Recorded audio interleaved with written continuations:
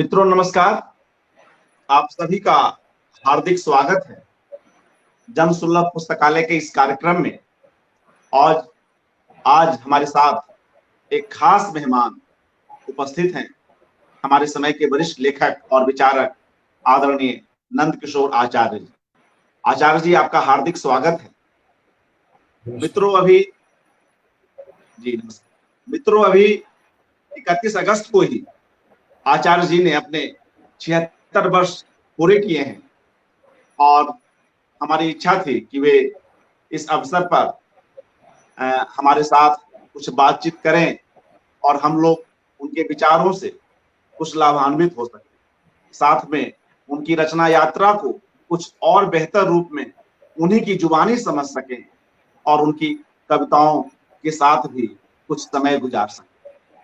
उस दिन संभव नहीं हो सका, इनकी कुछ अतिरिक्त व्यस्तता थी। आज आचार्य जी ने हमारे लिए समय निकाला है, हम इनके आभारी हैं। और मित्रों, आप जानते हैं कि नंदकिशोर आचार्य जी एक साथ कई विधाओं में रचनारत हैं। कविता, नाटक, आलोचना, कई पुस्तकों का संपादन किया है, संचयिताओं के निर्माण कार्य से जुड़े हुए हैं। मगर इन सब के साथ वे स्वयं को मूलतः एक कवि मानते। बारिश का मौसम अभी चल रहा है, देश के कई हिस्सों में बारिश हो रही है, तो उनकी एक कविता है जो मुझे बहुत प्यारी है, बारिश के सम्मान में। तो छोटी सी कविता है, तो उस कविता के अंतिम हिस्से में कवि लिखते हैं कि वह जो हो गया मरुथल बारिश के सम्मान में फिर चुनता है जंगल। वह जो हो गया मरुथल बारिश के सम्मान में फिर चुनता है जंगल। तो यह जो आज के हमारे कवि हैं, हमारे मेहमान हैं, ये मरुथल हो गई भावनाओं को हरा करना चाहते हैं, उसे आर्द्र रखना चाहते हैं, उसे लताओं, पौधों और वृक्षों से भर देना चाहते हैं। जब हम जंगल का चुनाव करेंगे, जब हम उसे बचाएंगे, उसे संरक्षित करने को ठानेंगे, उस दिशा में कुछ उपक्रम करेंगे, तब हम सही अर्थों में बारिश और जल का सम्मान कर रहे हैं। जल सिंचित भूमि की कोख से हर बीजांकुर को हमें छतनार बनाना होगा और ऐसे छतनारों के कई कई समूह हमें फिर से खड़े करने होंगे। यानी हमारी पारिस्थितिकी को अभी कई कई जंगलों की जरूरत है। वही जंगल जिन्हें हम बेरहमी से काटते चले आ रहे हैं। यह कवि हमें अपनी प्रकृति का सम्मान करने को सिखलाता है कि कैसे हम अपनी प्रकृति का, अपनी भाषा का, अपनी संस्कृति का सम्मान करें। और मित्रों, एक बात और कि इनके यहाँ यह सम्मान दिखावे का नहीं बल्कि अनुभूति के स्तर पर है। वह भी इन्हीं की एक कविता है जहां से मैं इनकी इस बात को रख रहा हूं कि इनके यहाँ अनुभूति, जो परिवेश के साथ अनुभूति है या आत्म की जो तलाश है, वह कैसे आती है। तो यह अनुभूति इनके यहाँ, इनकी रचनाओं में हम बार बार देखते हैं, चाहे वह कविता हो या आलोचना हो या नाटक ही क्यों न हो। उन्हीं की एक और कविता है मौन का स्वर। उसमें वे लिखते हैं, गाते गाते उसे चुप हो गया जंगल, गाते गाते उसे चुप हो गया जंगल, स्पंदित है सन्नाटा उसके मौन के रब से। तो आज हम ऐसे कवि को अधिक से अधिक सुनते हैं। उनके कई संग्रह हैं, आप सभी जानते हैं। उन्हें साहित्य अकादमी का पुरस्कार भी उनके एक कविता संग्रह पर प्राप्त हुआ है। तो हम एक एक करके आज नंदकिशोर आचार्य जी की कविताओं को सुनते हैं क्रमवार, और फिर कुछ इनसे सवाल भी करेंगे। कुछ उन सवालों के माध्यम से स्वयं को ही कुछ जानने समझने का एक उपक्रम होगा। मगर सबसे पहले मैं अनुरोध करता हूं आचार्य जी से कि कृपया अपनी कुछ कविताओं का पाठ करें। आदरणीय नंदकिशोर आचार्य। धन्यवाद। मैंने कुछ कविताएं शुरू से जिस तरह की कविताएं मैं लिखता रहा हूँ और अभी तक लिखता रहा हूँ, एक बहुत छोटा सा चैन उनका कर रखा है, तो उनमें से कुछ कविताएं आप लोगों के सामने रखता हूँ। जी। पहली कविता जो जिसने थोड़ी पहचान मेरी बनाई थी, जो लोगों का ध्यान आकर्षित हुआ था, वो है बांसुरी मोरपंख। ज्ञानोदय में छपी थी उस जमाने में। बुरा तो नहीं मानोगे यदि मुझे अब तुम्हारी बांसुरी बने रहना स्वीकार नहीं। यह नहीं कि मैं उपेक्षित हुआ, बल्कि अधरों पर तुम्हारे सदा संचित रहा, किंतु मेरा कब रहा संगीत वह, जो मेरे ही रंध्र रंध्र से बहा। मुझसे तो अच्छी रही वह मोर पांख, जो तुम्हारे मुकुट पर चढ़ी न भी चढ़ती, पर जिसका सौंदर्य उसका अपना था। यह अंतर क्या कम है कि तुम्हारा संगीत मेरी व्यवस्था है और मोर पंख का सौंदर्य तुम्हारी। वाह। बुरा न मानना, अब मैं तुम्हारी बांसुरी नहीं रहा। वाह। उपकरण। जी। पत्थर क्या नींद से भी ज्यादा पारदर्शी होता है,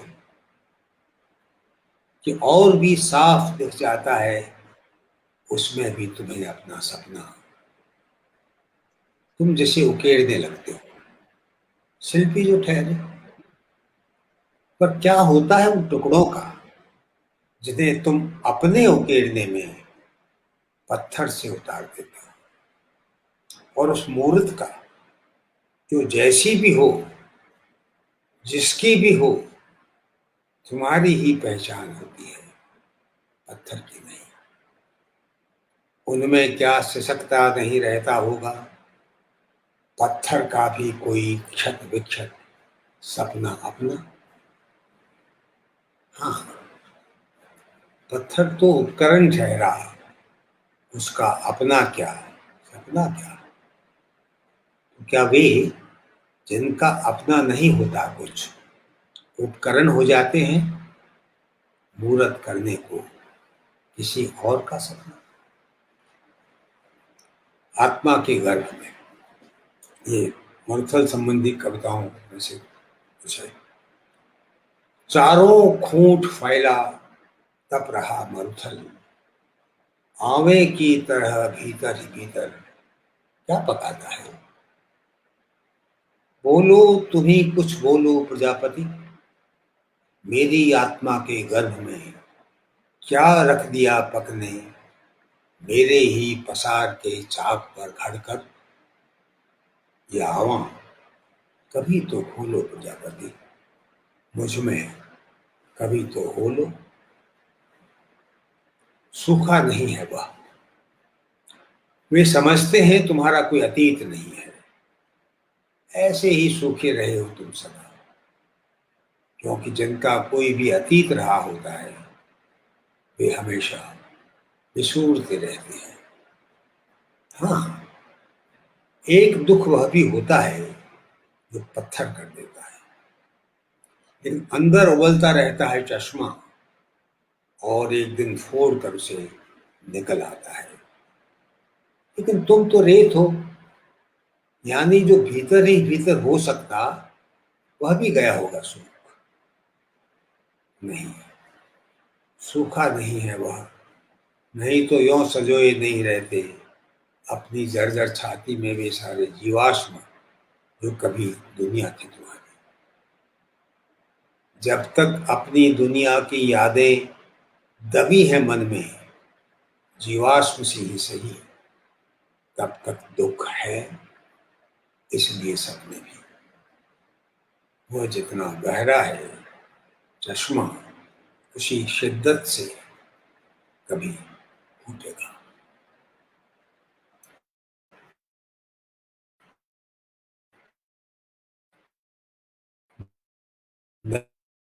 नए क्रम में।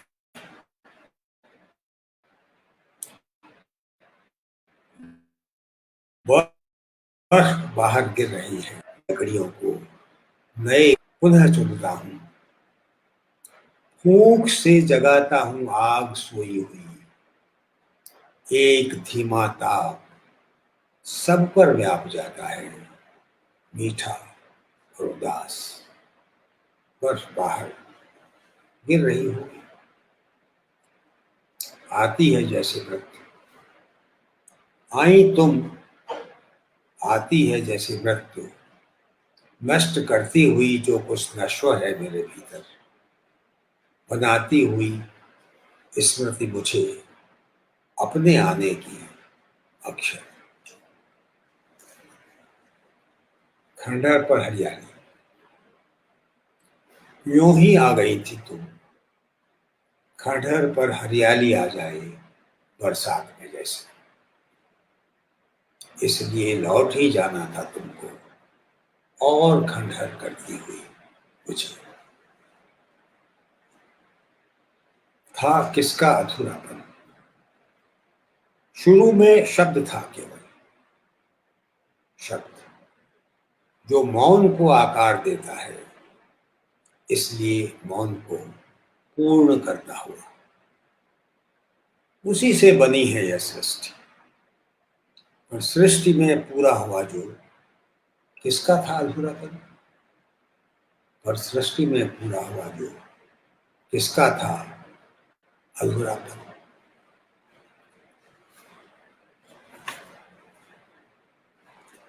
तब भी क्या तालियां बजती, अभिभूत थे सब ही अभिनय पर मेरे, तालियों की गड़गड़ाहट थी अनवरत नाटक खत्म होने पर, और मैं शर्म से गड़ा जा रहा था, नहीं किसी संकोच में नहीं, किंतु सोचता हुआ क्या ये तालियां कुछ जान पाई हैं, वह घृणा, वह लोलुपता और करुणा के नीचे खौलती वह महत्वाकांक्षा, वह फरेब जो मैं हूं, अपने अभिनय में पहचानता खुद को, उनके लिए जो अभिनय है मेरा सच है मेरे लिए, काश उनके लिए वह उनका सच होता, देख पाते अभिनय में मेरे खुद को अभिनय करते हुए, तब भी क्या तालियां बजती अनवरत, या सबके ही सब शर्म से गड़ रहे होते। मुखौटा उतार कर रख देता हूं जिसे एक और स्वांग के बाद, मुखौटा है ये असली वही चेहरा है, कुछ देर की खातिर जिसमें महसूस करता हूं अपना होना, उस चेहरा जिसे तुम मेरा कहते हो मुखौटा है दरअसल, ओढ़े रहता हूं हर वक्त अपने होने को स्वांग करता हुआ। लामका है भाषा, कवि का कोई घर नहीं होता, तलाश ही होती है केवल, वह रहता दिखता तो है भाषा में वैसे, पर परिंदा आकाश में जैसे। लामका है भाषा जिसमें नहीं बन सकता मकान कवि का किसी का भी, उड़ते ही रहना है उसे, ठहरा कि लोहिया गिरा। कवि इसीलिए घर नहीं, घर के बिंब रचता है, जिनमें बसी रहती है बस उसकी बास, लहरा रही है बस वो पत्ती चित्र में लहरा रही है जो कौन बतलाए, गिर रही है धरती की ओर लहराती हुई या उठ रही है, क्या चाहता चित्रकार ने पूछते घर सामने होता, पर वह नहीं है जैसे नहीं है पेड़ न वह धरती जिनके बीच लहराती है यह पत्ती। पेड़ के या धरती के होने के कुछ मानी नहीं अभी, पूरी है पत्ती लहराते हुए, तनिक भी बिना यह सोचे कहाँ से आ रही है वह, कहाँ को जा रही है। वह है, पड़ती है और लहरा रही है, बस। भाषा से प्रार्थना। एक शब्द है। बेकल है भाषा खुद जिसके लिए। एक शब्द है। बेकल है भाषा खुद जिसके लिए। वह कैसे जानेगा क्या होता है भाषा में था होना। वह एक शब्द है। एक शब्द है तुम। भाषा से मेरी बस यही प्रार्थना है, तुमको वह न कहना पड़े।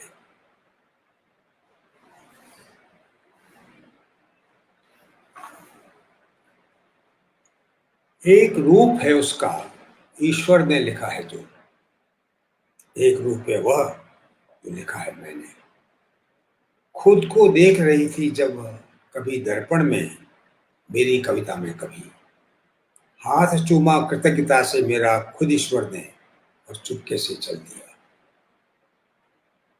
सबको। लेकिन वह ईश्वर का ही लिखा दिखाती है। अकेले में खुद देखती है लेकिन जो मैंने लिखा। फुर्सत में नहीं हूं अभी। इंतजार नहीं करता है किसी का समय, जैसी उसकी मर्जी। मुझको भी कब फुर्सत है।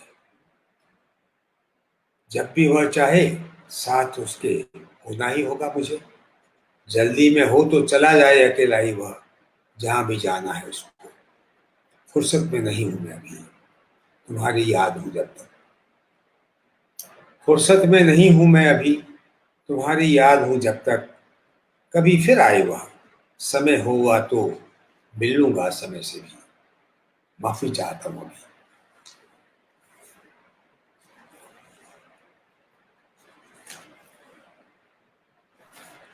कितना संगीत।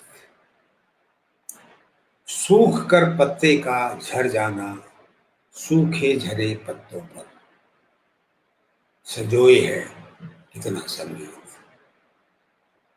जगाता हुआ जंगल के सन्नाटे के तार, कोमल छुअन से अपनी।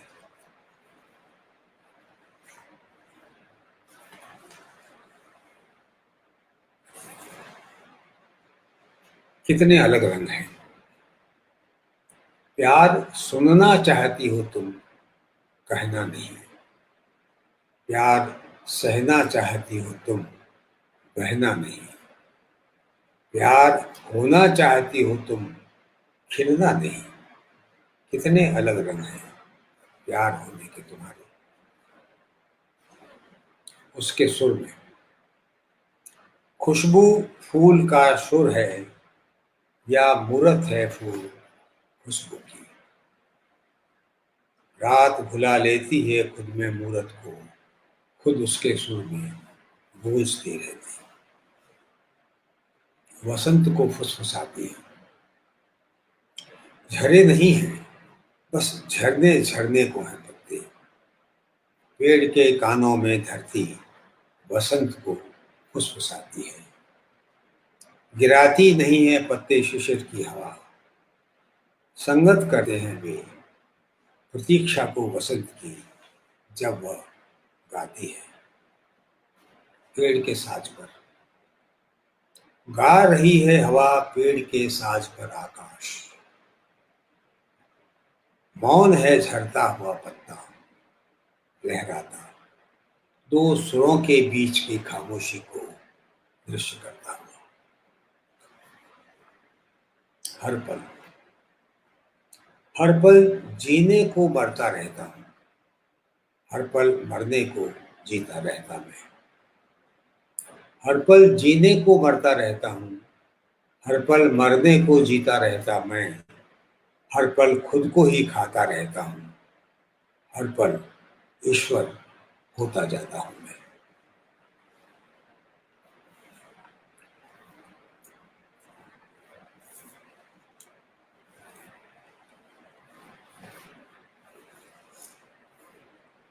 मृत्यु को भी हर बार और खंडहर कर दे चाहे, हरा कुछ कर देती है वह।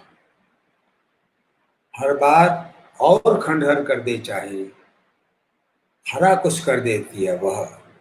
कृतज्ञ है बारिश का खंडहर, मृत्यु को भी जो उसकी खिला देती है।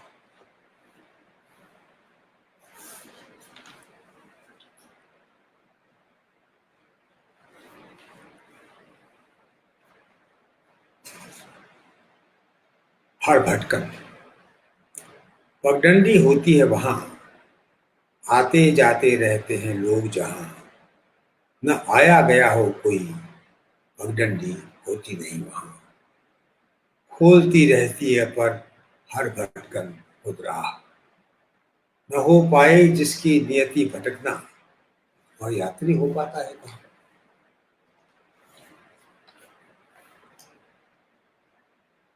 उलझन चुप से पर गहरी उलझन में है सब। क्या करेंगे मेरा मुझ अपंग का, जो निवेदित है उन्हें। ले चले मेरी बैशाखी बनकर, या घिसटने दें इस ऊबड़ खाबड़ धरती पर मुझको, मेरे जख्मों से रिश्ते हुए।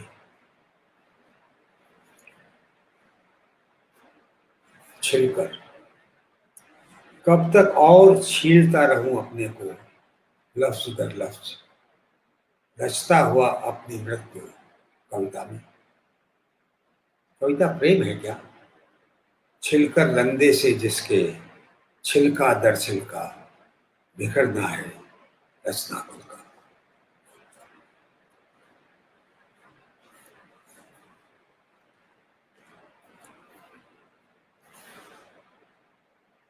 चाहिए मुक्ति किसे, होने का सबूत है मेरे यह मेरी छाया। होने का सबूत है जैसे तेरे, तेरी यह माया। जिसके चलते तू ईश्वर हो आया, ऐसी छाया से ऐसी माया से चाहिए मुक्ति किसे भाया। वही तो उल्टी गंगा, वही तो विश्वनाथ है। उल्टी गंगा वही तो विश्वनाथ है, और काशी उनकी उन्मुख है जहाँ गंगा स्रोत की ओर अपने।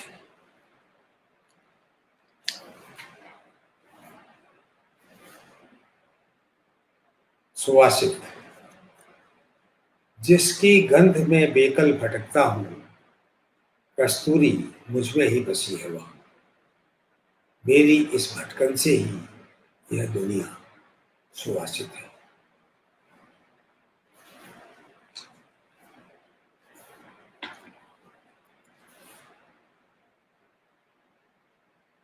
रचा जिसने अपने शब्द में जब व्यक्त हो तुम खुद, तुम्हारी व्यक्ति है दुनिया। अपने शब्द में जब व्यक्त हो तुम खुद, तुम्हारी व्यक्ति है दुनिया। अपावन कैसे होगी वह, मरेगी कैसे, जीवन किया जिसने तुम्हें खुद होकर। रचा जिसने तुम्हारे ईश्वर होने को।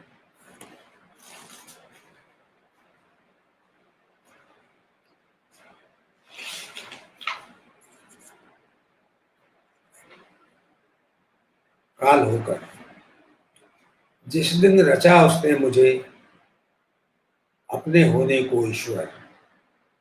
काल होकर रह गया है खुद, खाता खुदी को अपने। जिस दिन रचा उसने मुझे, अपने होने को ईश्वर। काल होकर रह गया है खुद, खाता खुदी को अपनी। और मैं जिसके लिए ईश्वर होना था उसे, होता जा रहा हूँ मृत्यु उसकी।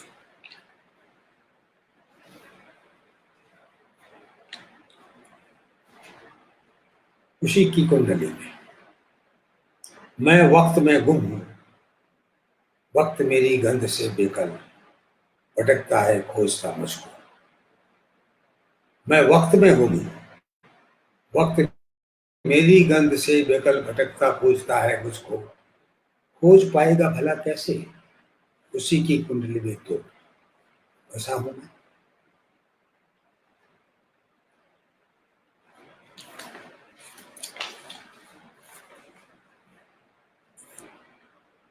स्मृति, कुतरती रहती है वह मुझे, अपने कुतरे जाने को ही जीता रहता हूं सदा। कुतरती रहती है वह मुझे, अपने कुतरे जाने को ही जीता रहता हूं सदा। क्या फर्क पड़ता है, खुद स्मृति कुतरे मुझे, या भविष्य कोई कुतरा हुआ स्मृति से। मेरा ख्याल है काफी हो गई हैं कविताएं,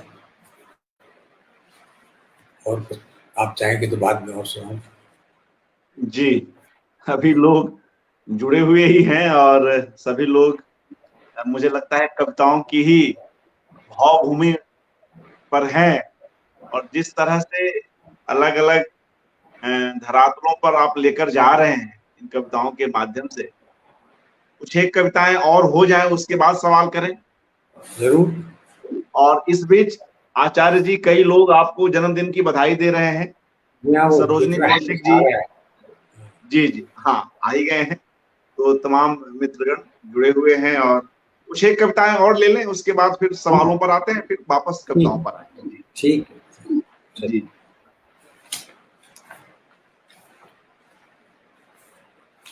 न हो कविता जिसमें, न हो जीवन तो कविता में धरा क्या है। न हो जीवन तो कविता में धरा क्या है, सभी कहते हैं, कोई यह नहीं कहता। न हो कविता जिसमें, वह जीवन भी कोई जीवन है भला। क्या मैं हूं, बस एक शब्द कहीं मिल जाए जो मुझको भरोसा कर सकूं जिस पर। बस एक शब्द कहीं मिल जाए जो मुझको भरोसा कर सकूं जिस पर वह एक क्या मैं हूं, शब्द को जिस पर भरोसा हो।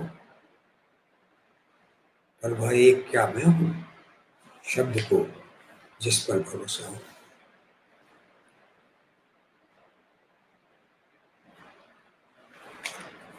मकबरा, मेरे लिए मकबरा बना हो चाहे, कोई आता नहीं यहां मेरी खातिर। जो भी आता है निरखने मकबरे का हुस्न। और मैं गड़ा हूं जो यहां, अपने में शर्म से गड़ा जाता हूं। काश मेरे लिए भी आ जाता कोई यहां।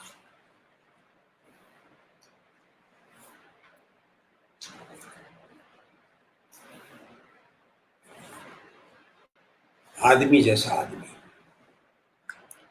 पेड़ जैसा पेड़ था वह, मैं आदमी जैसा आदमी। मैंने काट डाला उसे। हवा जैसी हवा थी वह, मैं आदमी जैसा आदमी। धुआं कर डाला मैंने उसे। जल जैसा जल था वह, मैं आदमी जैसा आदमी।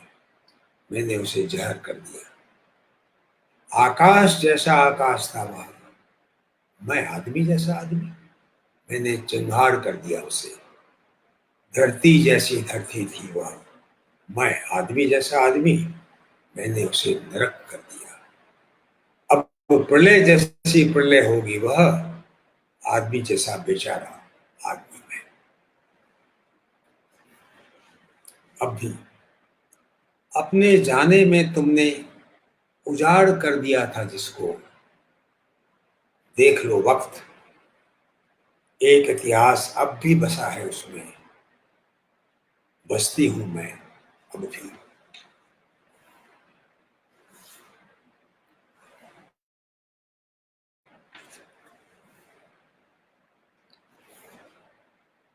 मनाता रहूं कब तक जन्मदिन अपना, सुनता रहूं बेशक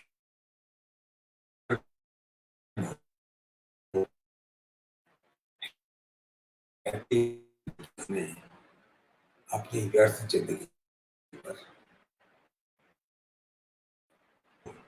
किसी को दुख न हो कोई, किसी का सुख न हो पाया कभी, चाहे दुख का कारण न हो मैं।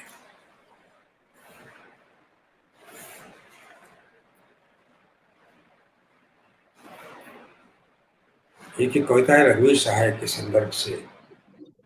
उनकी एक बड़ी प्रसिद्ध कविता है हंसो तुम पर निगाह रखी रही है, जो सौभाग्य से मैंने ही प्रकाशित की थी अपनी पत्रिका चिति में। अरे बहुत अरसे बाद और एक कविता लिखी है, तो उसमें संदर्भ है कविता का। शुरुआत में क्या करूंगा रघुवीर जी, हंसो तुम पर निगाह रखी जा रही है, चेताया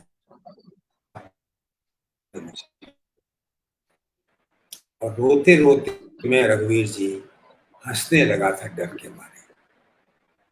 क्या करूं लेकिन भी, कितना भी जब्त करूं चाहे, आपकी चेतावनी पर याद कर हंसने लगता हूं फिर। इसी तरह हंसते हंसते रोता हूं, रोते रोते हंसता रहता हूं। अब उन्हें तो क्या, मुझे खुद नहीं है मालूम, रो रहा या हंस रहा हूं मैं। समझते हैं वे पागल हो गया शायद। क्या करूंगा रघुवीर जी लेकिन, कहीं रखते हो पागलों पर भी निगाह जोड़े।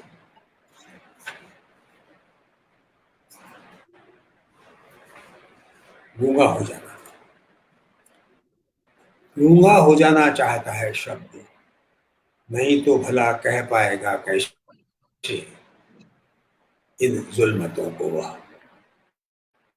क्या नाम हो उसका, दुनिया छाली है जुल्मतों ने जो। गूंगा होकर ही अब हो पाएगा शब्द कहानी जुल्मतों की मुझ में व्यक्त।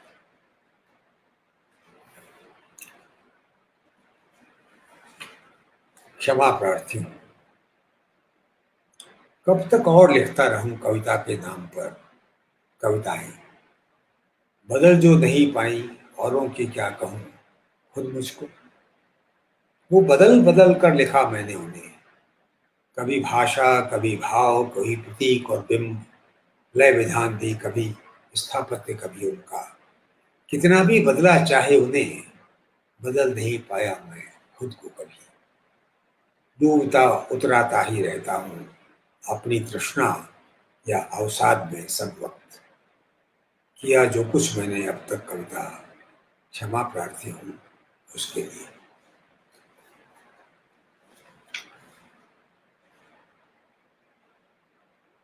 सफर का घर, न घर में हूं न सफर में, सफर में वही होता है जिसका घर होता है कोई।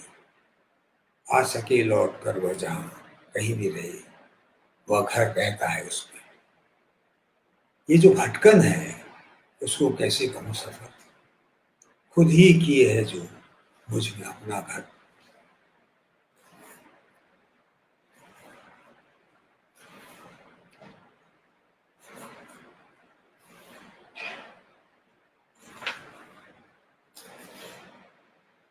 खोज में कितना भी व्यापे, धीरे धीरे उसमें ही खुद खो जाती खुशबू।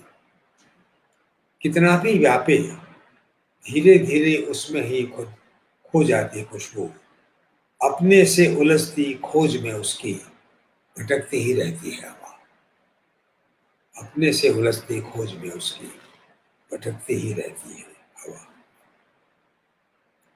आकाश उड़ रहा, एक आकाश उड़ रहा पांखों में मेरी, एक आकाश है जिसमें उड़ता हूं मैं। जिस आकाश ने पाखी किया मुझको अपने में उड़ने देकर, उड़कर उसमें मैंने किया आबाद वह आकाश।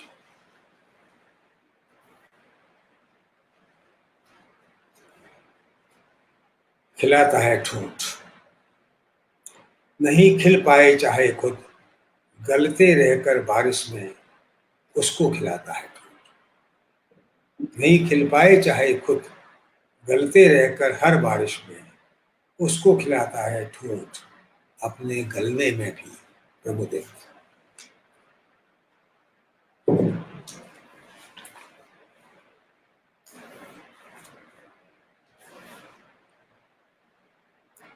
भटकती रहकर हवा की मंजिल नहीं कोई, मृत्यु है उसकी रुक जाना। भटकती रहकर सबको पुनर्दवा करने में ही खुद पुनर्दवा होती रहती है वह।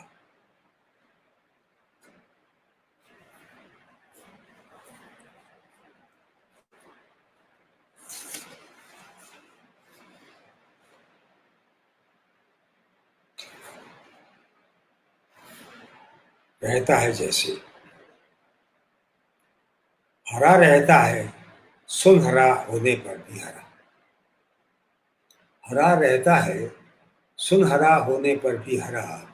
निर्झर में झरना है जो रहता है पतझड़ में भी। जीर्ण में रहता है जैसे जीवन का जी। जैसी तैसी भी वो सूख चला है रूख, जैसी तैसी भी छांव से अपनी बचाने में लगा है हरी धूप जो इर्द गिर्द उगाई है उसके।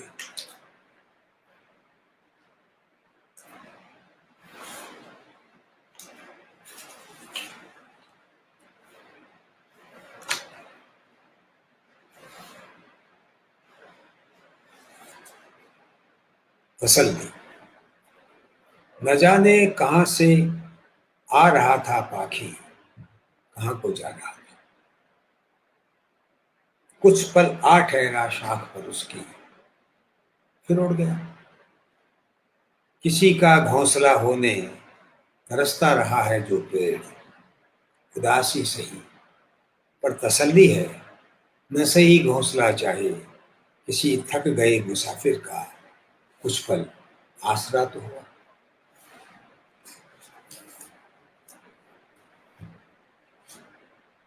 जी शुक्रिया आचार्य जी। मित्रों, अभी हमने आचार्य जी की कविताओं को सुना, इनके अलग अलग संकलनों से, और कैसे ये कविताएं हमें बार बार सुने जाने के लिए आग्रह करती। इन कविताओं को हमें कई बार सुनना होगा, इनके पास कई बार जाना होगा, और ये हमें कई धरातलों पर सोचने के लिए विवश करती है। स्वयं कवि भी आत्म पड़ताल तो करता ही है, हमें भी और इस दिशा में आगे बढ़ने के लिए कहीं न कहीं उद्वेलित करता है। ये कविताएं कुछ ऐसी ही कविताएं। आचार्य जी, जब आपने रघुवीर सहाय जी की बात की और उनकी कविता जो आपने अपनी पत्रिका में छापी, तो मुझे ध्यान है कि भवानी प्रसाद मिश्र जी पर भी आपका एक आलेख है, और जिसमें आपको एक अंतर्देशी प्राप्त होता है उनका लिखा हुआ। उसमें भी वे अपनी संभवतः 2 कविताएं भेजते हैं जिन्हें आप बाद में प्रकाशित करते हैं। तो इस तरह से तमाम पूर्ववर्ती रचनाकारों के साथ आपका संबंध रहा है, और जब आप उस कविता को छीलते हुए अपने को भी, आपने उसका भी पाठ किया, और हमारे मित्रगण जानते ही हैं कि छीलते हुए अपने को इस नाम से ही इनका शीर्षक, इसी शीर्षक से इनका कविता संग्रह भी है, जिसे वर्ष 2019 के लिए साहित्य अकादमी पुरस्कार से सम्मानित किया गया। एक और कविता जब आप पढ़ रहे थे, आदमी जैसा आदमी, तो उसमें भी बिल्कुल सीधे सरल शब्दों में व्यंजना की एक गहरी धारा बहती चली जा रही थी। और मुझे उस समय फाजी का वह दोहा याद आ रहा था, मुझ जैसा एक आदमी मेरा ही हम नाम, उल्टा सीधा वे चले मुझे करे बदनाम। जो हमारे भीतर ही कितने मनुष्य हैं, कितने लोग हैं, और हमारे ही भीतर अच्छाई और बुराई दोनों का ही कहीं न कहीं रूप है, तो उस पर भी यह कविता एक व्यंग करती है, बहुत सरल शब्दों में बहुत दूर तक जाती है।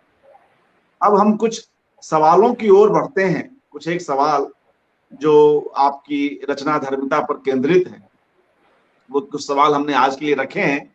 तो एक चीज जो मुझे बार बार आपको पढ़ते हुए कौंधती है कि आप लगातार अपने आत्म की तलाश में प्रयासरत दिखते हैं, या उसमें पूरी तरह से आप दत्तचित नजर आते हैं। आप अपने कई वक्तव्यों में भी इसकी बात करते हैं।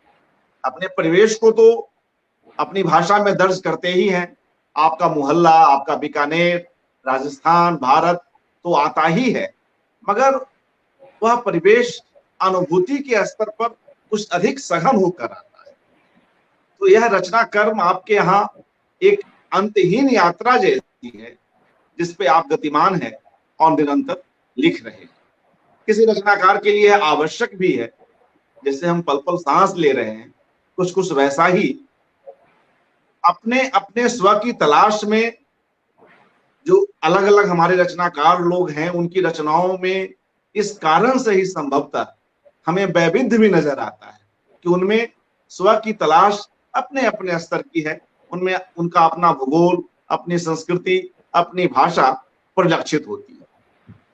आप बार बार इसको जोर देते हैं कि आप हिंदी में क्यों लिखते हैं। मैंने कई वक्तव्य आपके सुने हैं और उसमें यह बात बार बार आती है और बहुत गंभीरता के साथ, बहुत ताकत के साथ आती है कि कोई रचनाकार अपनी भाषा में ही बेहतर रूप में लिख सकता है। और इसके लिए इसके साथ जो परिवेशगत स्थानिकता है, उसका भी आपके यहाँ काफी महत्व है। लेकिन इस पर चर्चा करने से पहले कुछ और पीछे चलते हैं। आप काफी कम उम्र से लिख रहे हैं, आप पर नाना का और आपकी माता जी का प्रभाव है, उन तमाम अध्ययनों का प्रभाव भी है, जैन संस्कृति का और उर्दू का, तमाम चीजों का कच्चा पक्का भी आप बिल्कुल शुरुआती दिनों में लिखते रहे हैं। तो अगर इस आत्म की तलाश की प्रवृत्ति पर हम आए तो यह बताएं कि यह किस तरह से एक मैच्योर रूप में, एक परिपक्व रूप में, उस गंभीरता के साथ कब शुरू होता है आपकी रचनाओं में, इसे आप स्वयं किस रूप में देखते हैं आचार्य जी? तो मेरे लिए तो ये कहना बहुत मुश्किल है कि कब शुरू होता है, लेकिन मैं ये मानता हूँ कि चाहे आप कविता लिखें और कोई कला कर्म में करें, बल्कि जीवन का कोई भी कर्म करें, आवश्यक नहीं है कि आप कलाकारी हो, कवि हो, संगीतकार हो या दार्शनिक हो। जो भी कर्म आप करते हैं अंततः उसमें आप अपने को ही खोजते हैं, और अगर आप अपने को उसमें नहीं खोज पाते तो वो कर्म बहुत ही औपचारिक कर्म होकर के रह जाता है। केवल पैसा कमाने के लिए कर्म करने में और कर्म के लिए कर्म करने में जो फर्क है वो यही फर्क है कि वहाँ कर्म आपको अपने होने की अनुभूति करवाता है। वहाँ कर्म केवल एक आपके लिए उपकरण मात्र होकर रहता है जिससे आपको कुछ लाभ प्राप्त करना है। कविता भी आप यश के लिए लिख सकते हैं, लिखते हैं, ऐसा नहीं है कि यश को तो हमारे यहाँ प्रयोजन माना गया है। काव्य शास्त्र में यश भी एक प्रयोजन है, अर्थ भी एक प्रयोजन है, पर अंततः जो सबसे बड़ा प्रयोजन है वो है मुक्ति की तलाश। मुक्ति किसी, मैं जब इस शब्द का इस्तेमाल करता हूँ तो इसे किसी उन अर्थों में न लें जिसमें पारंपरिक रूप से लिया जाता रहा है। मुक्ति का अर्थ होता है कि अपने इर्द गिर्द जो कुछ चीजें आपको घेरे हुए हैं, आपको गुलाम किए हुए हैं, यूँ कहना चाहिए, उससे मुक्ति, यानी एक स्वतंत्र व्यक्तित्व हो सकने की जो आकांक्षा होती है। और जब मैं स्वतंत्र व्यक्तित्व कहता हूँ तो उसे भी गलत समझा जा सकता है कि जैसे मैं कोई अलगाव की बात कर रहा हूँ। मैं मानता हूँ कि जब तक, अज्ञेय का कहना है कि जब तक आप दूसरे की स्वतंत्रता का सम्मान नहीं करते तब तक आप स्वतंत्र नहीं है, क्योंकि तब स्वतंत्रता आपके लिए मूल्य नहीं होती, उत्तरदायित्व नहीं होती, वो केवल सुविधा हो करके रह जाती है। तो एक प्रकार से जब मैं आत्म की तलाश की बात करता हूँ या मानता हूँ कि ये प्रत्येक व्यक्ति में होती है, तो वो आत्म है क्या दरअसल, किस तरह आप उसे पाते हैं, कितनी छवियां उसकी देखते हैं। वो कोई सीमित आत्म नहीं है, वो कोई अमूर्त आत्म भी नहीं है। वो आत्म जो है वो सबसे जुड़कर ही मिलता है। जैसे आप मेरा परिवेश कहते हैं, वो परिवेश मेरा आत्म है। जैसे आप कहते हैं, अन्यथा परिवेश की बात तो सोशियोलॉजी भी करेगी, अर्थशास्त्र भी करेगा, राजनीति भी करेगी, सभी जितने भी समय को समझने के, समाज को समझने के विद्याएं हैं, वे सभी ऐसा करेगी, करती हैं। लेकिन कला या कविता उसको जिस तरह करती है उस तरह से वो नहीं कर पाती। एक तरह से ये कहना चाहिए कि वो अनुभूति होकर ही वो परिवेश मेरा बनता है, नहीं तो वो एक ऑब्जेक्ट की तरह से रहता है। जब तक वो परिवेश मेरे अंदर सब्जेक्टिव नहीं हो जाता, या मैं उस परिवेश के साथ में सब्जेक्टिव नहीं हो जाता, तब तक वो अनुभूति नहीं बन सकता है। तो अनुभूति पे जोर सिर्फ इसलिए है क्योंकि वही मेरे आत्मा की अनुभूति है। तो अपने गोविंद पांडे ने एक बहुत अच्छी बात अनुभूति के बारे में कही है, और मैंने 2-4 जगह उसको उद्धृत भी किया है। मैं उनको बहुत गुरुतुल्य मानता हूँ, क्योंकि मैं सीधा उनसे कभी पढ़ा नहीं, लेकिन मैंने बहुत सीखा उनके लेखन से। वो कहते हैं कि प्रत्येक अनुभूति दोहरी सांकेतिकता रखती है।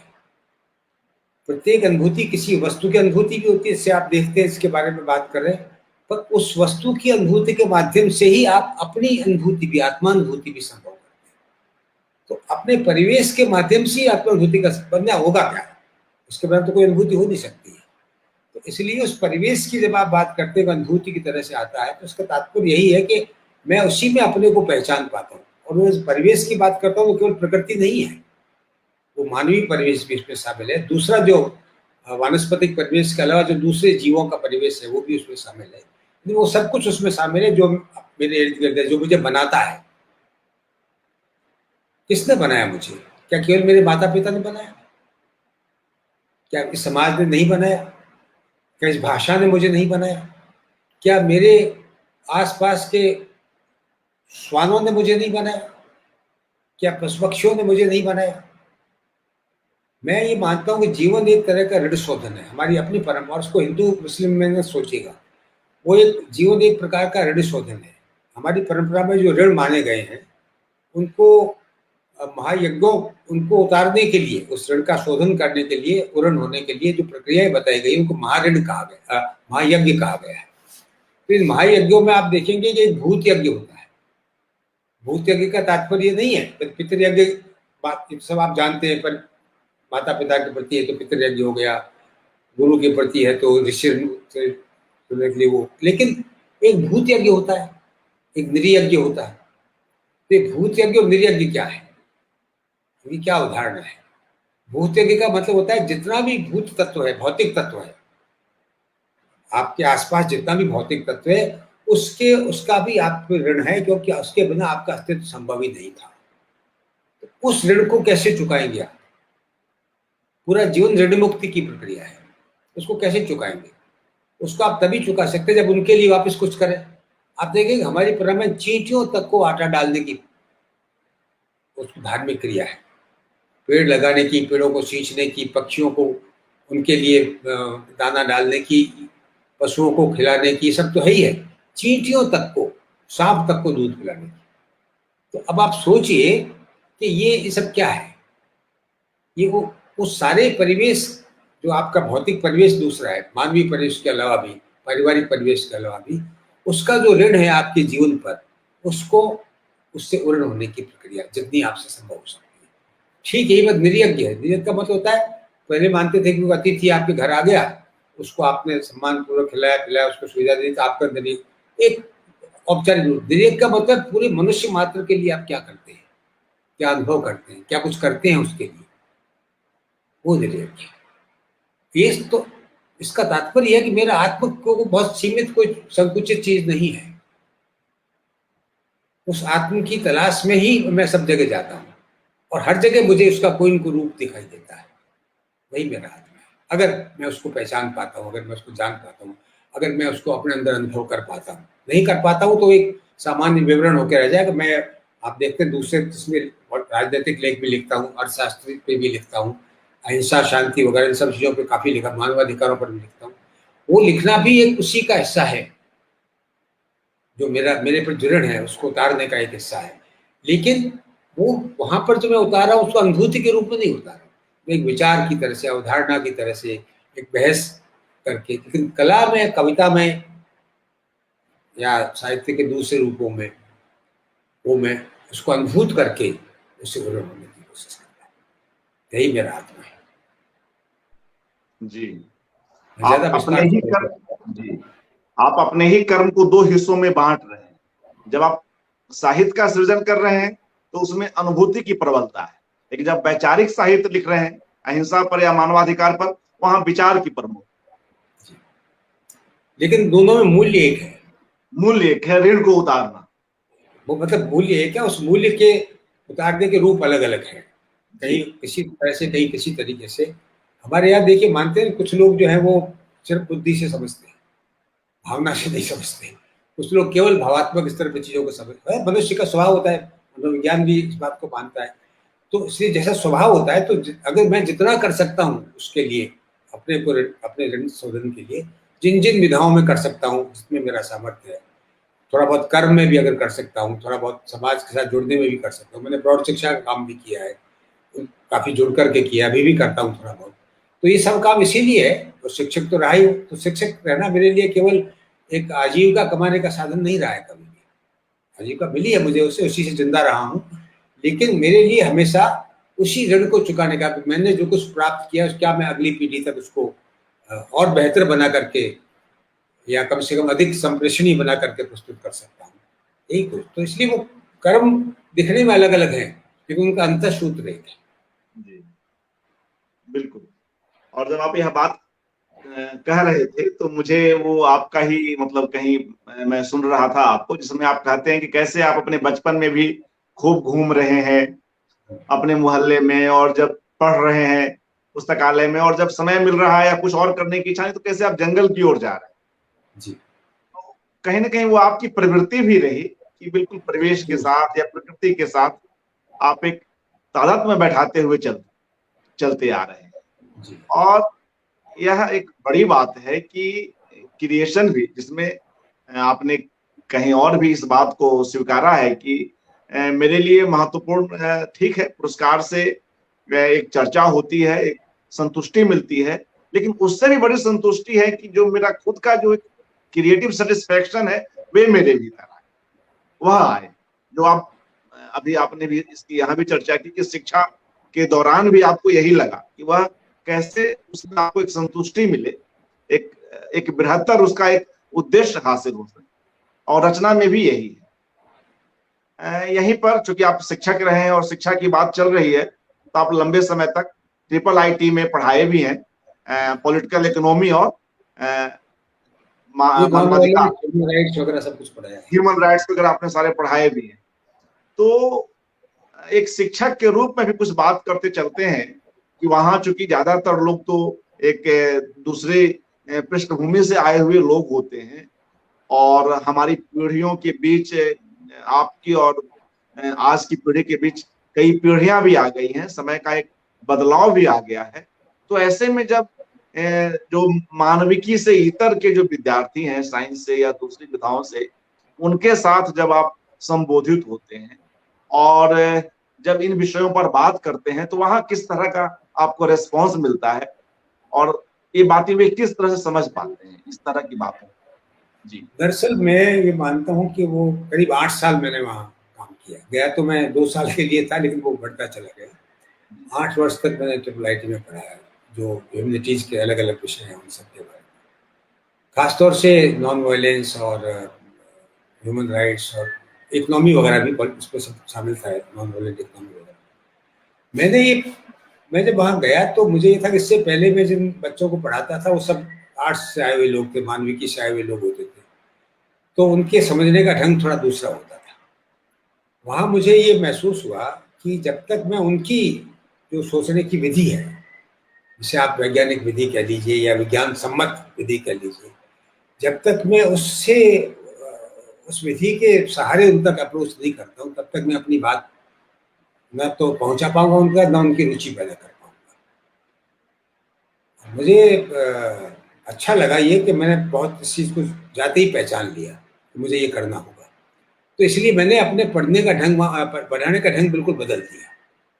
हर चीज़ को मैं एक वैज्ञानिक आधार पर समझाने की कोशिश करता था।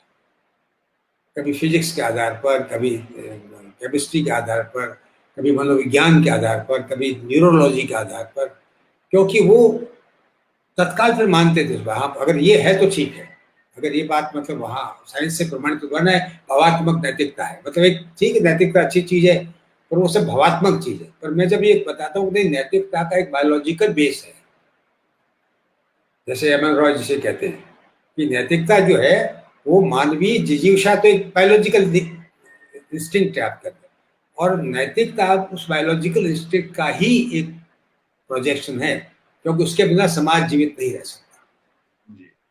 तो ये केवल भावात्मक चीज नहीं है, तो इसको केवल आप अच्छी बात है इसलिए करना चाहिए, सिर्फ ये नहीं है, बल्कि उसके ये आपके अस्तित्व का सवाल है, आपके आपके जैविक अस्तित्व का भी सवाल है। तो इस तरह से चीज़ों को समझाने की कोशिश मैंने वहाँ पर की, और मुझे अच्छा ये लगा कि मैं अपनी तारीफ करना तो बुरी बात है, लेकिन आपसे कह रहा, आपने पूछा कि कैसा रेस्पॉन्स मिला, उसके जवाब में कह रहा हूँ कि जब मैं पहले साल जब गया था तो मेरी क्लास में, क्योंकि लड़के ऑप्ट करते हैं वहाँ पर कौन सा कोर्स उनको लेना है, मतलब ये नहीं अनिवार्य नहीं कि आपको यही लेना पड़ेगा, बहुत सारे कोर्सेज फ्लोट कर दिए जाते हैं और में से जो उनको ठीक लगता है वो लेते हैं। तो मैंने शुरू में अहिंसा का कोर्स किया था, फिर उससे जुड़े हुए दूसरी चीज़ों का, लेकिन जब मैंने पहली दफ़ा में गया तो मेरी क्लास में 48 स्टूडेंट्स थे, 48 लोग थे। तो 48 भी, हम तो पीजी में नहीं पढ़ाते थे, तो मेरे लिए तो काफ़ी था वो भी, लेकिन फिर भी मतलब चला ठीक है। वो संख्या बढ़ते बढ़ते 250 से ऊपर पहुंच गई थी, इतना अधिक स्टूडेंट्स ऑप्ट करने लगे थे कोर्सेज को। तो अंत में मुझे हाथ जोड़ने पड़े और मैनेजमेंट से मुझे कहना पड़ा कि 250 की क्लास तो मजा नहीं आता पढ़ाने में, लेक्चरिंग हो जाती है, टीचिंग नहीं होती, क्योंकि आप लड़कों से आंखें जब तक न मिले तब तक क्या मतलब पढ़ाया आपने, उनकी आंख से पता लगता है कि हाँ वो रिसीव कर रहे हैं कि नहीं कर रहे हैं। अब 250 में आप किस किस से वो करेंगे, बड़ा हॉल होता था जिसमें एक कॉलर माइक लगा देते थे, उससे लेके बोलना पड़ता था, वो सब आदत भी नहीं है मेरी, पर चलो ठीक है। अटेंडेंस मैंने कहा कैसे लूंगा मैं 250 लोगों की, तो उन्होंने कहा आपको लेने की जरूरत नहीं है। तो एक आदमी अपना भेजते थे और लड़कों के बैठने की या लड़कियों के बैठने की सीटें तय कर दी गई थी, इस रोल नंबर का लड़का लड़की यहाँ बैठेंगे, और वो आकर के उसके हिसाब से मार्क करके चले जाते, एक फोटो ले लेते सबका। मुझे अटेंडेंस भी नहीं लेनी पड़ी 2-4 साल, ऐसे भी वो जब ज़्यादा संख्या होगी, तो जब बढ़ती चली गई तो मैंने उनसे क्षमा मांगी कि आप थोड़ा कम करिए, 50-55 से अधिक मत करिए, नहीं तो बहुत मुश्किल हो जाएगा मेरे लिए। लेकिन मैं ये मानता हूँ कि मैं एक, शायद अच्छा ही लग रहा था बच्चों को मेरे से पढ़ना, और उस विषय में रुचि अगर पैदा नहीं होती तो क्यों आकर के वो अपनी इच्छा से आके पढ़ने लगे थे, तो क्यों पढ़ते। और उसमें से कई ऐसे बच्चे निकले जिन्होंने बाद में थोड़ा बहुत काम भी करना चाहा उसमें, कुछ ऐसे भी बच्चे थे जो आईएएस वगैरह में आ गए, तो उन्होंने अपने उसमें लिखा, वहाँ के निकलती है परिषद की जो बुलेटिन वगैरह निकलता है, तो आए तो उनसे पूछा गया, तो उन्होंने कहा कि हम हमें सबसे अधिक मदद जो है वो इनके पढ़ाने से मिली, क्योंकि वो इन सारी चीज़ों से हमारा परिचय करवा देते हैं। तो मैं ये मानता हूँ कि उन लोगों में भी ऐसा नहीं कि विज्ञान से आए तो उनमें कोई रुचि नहीं है इन चीज़ों के प्रति, दरअसल उनकी ट्रेनिंग इस तरह से करने की कोशिश की जाती है शुरू से कि इन चीज़ों से दूर रखा जाए उनको। ये कोचिंग वोचिंग का सिलसिला चलता है, आप जानते, वो सवाल रटते, समझते नहीं है, विषय को नहीं समझते और सवाल को रटते, उसका उत्तर रट देते। मैंने ऐसे ऐसे एग्जाम्पल देखे वहां पर कि एक बच्चा जिस मोहल्ले से आया है, उस मोहल्ले का नाम वो क्या उसको पता नहीं, उसको अपने नाम का अर्थ पता नहीं। जब मैंने पूछा, तुम्हारे इंटरव्यू में पूछते, मेरा छोटे छोटे सवालों से मैं पता करता था कि भाई ये लड़का आया कि मेरा नाम मान लीजिए ये है, तो मैंने कहा अच्छा ठीक है, ये क्यों है नाम तुम्हारा, इस नाम का अर्थ क्या है, तो वो दादाजी ने रख दिया था, कोई कहता नाना जी ने। मैंने भाई रखेगा तो कोई खुद तो नहीं रखोगे, जाहिर है, पर इसका कुछ अर्थ तो होगा ना, कोई शब्द है तो उसका कुछ अर्थ भी है, ये तो नहीं मालूम। मैं, तुम्हारे मन में कोई जिज्ञासा नहीं पैदा हुई कभी जानने की, तुम जिस मोहल्ले में रहते हो, जिस कॉलोनी में रहते हो, उसका नाम ये क्यों है, किसके नाम पर ये कॉलोनी, कभी जानने की जिज्ञासा नहीं हुई। तो उन्होंने कहा हमें तो इतना मतलब डाल दिया जाता था शुरू से ही कि लगातार हमको ये करना है, तो इसके अलावा कुछ नहीं करना, क्योंकि इम्तिहान हमारे आईटी के इम्तिहान में तो पूछेंगे नहीं कि आप मोहल्ले से जो आए उसका।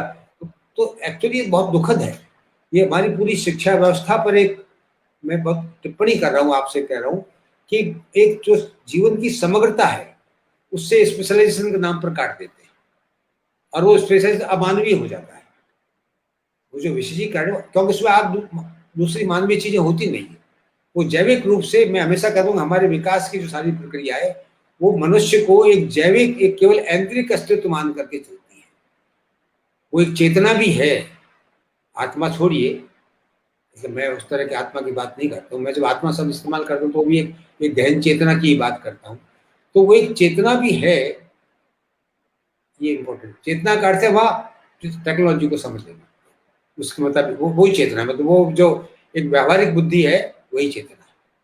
तो एक प्रकार से मनुष्य की चेतना के जो विविध आयाम हैं और विविध स्तर है और गहराइयां हैं, उनसे वो काट देता है। ये हमारी सारी शिक्षा व्यवस्था सारी, और फिर अपनी भाषा में नहीं देते।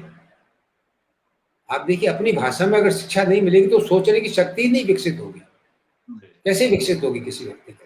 और मैं केवल हिंदी की बात नहीं कर रहा हूँ, हिंदी में दीजिए, जो भी आपकी भाषा है उसमें कम से कम प्रारंभिक शिक्षा तो उसमें दीजिए जी। वो भी नहीं देते।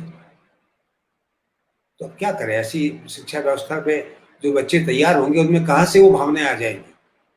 अब आप देखिए, मैं एक उदाहरण देता हूँ आपको। मैं गांधी जी पे काफी लिखता पढ़ता बोलता रहता हूँ। वो सब मैं गांधी जी को समझने की प्रक्रिया में कर रहा हूँ, तो गांधी जी को समझाने की प्रक्रिया में नहीं, पर फिर भी बात तो करनी पड़ती है। तो जब बोलता रहता हूँ तो वो बच्चे कहते, सर माफ कीजिए, गांधी जी से हम कनेक्ट फील नहीं करते। वो महान थे, देशभक्त थे, देश आजाद कराया, वो सब बातें अच्छी, मतलब इतिहास की बातें होगी।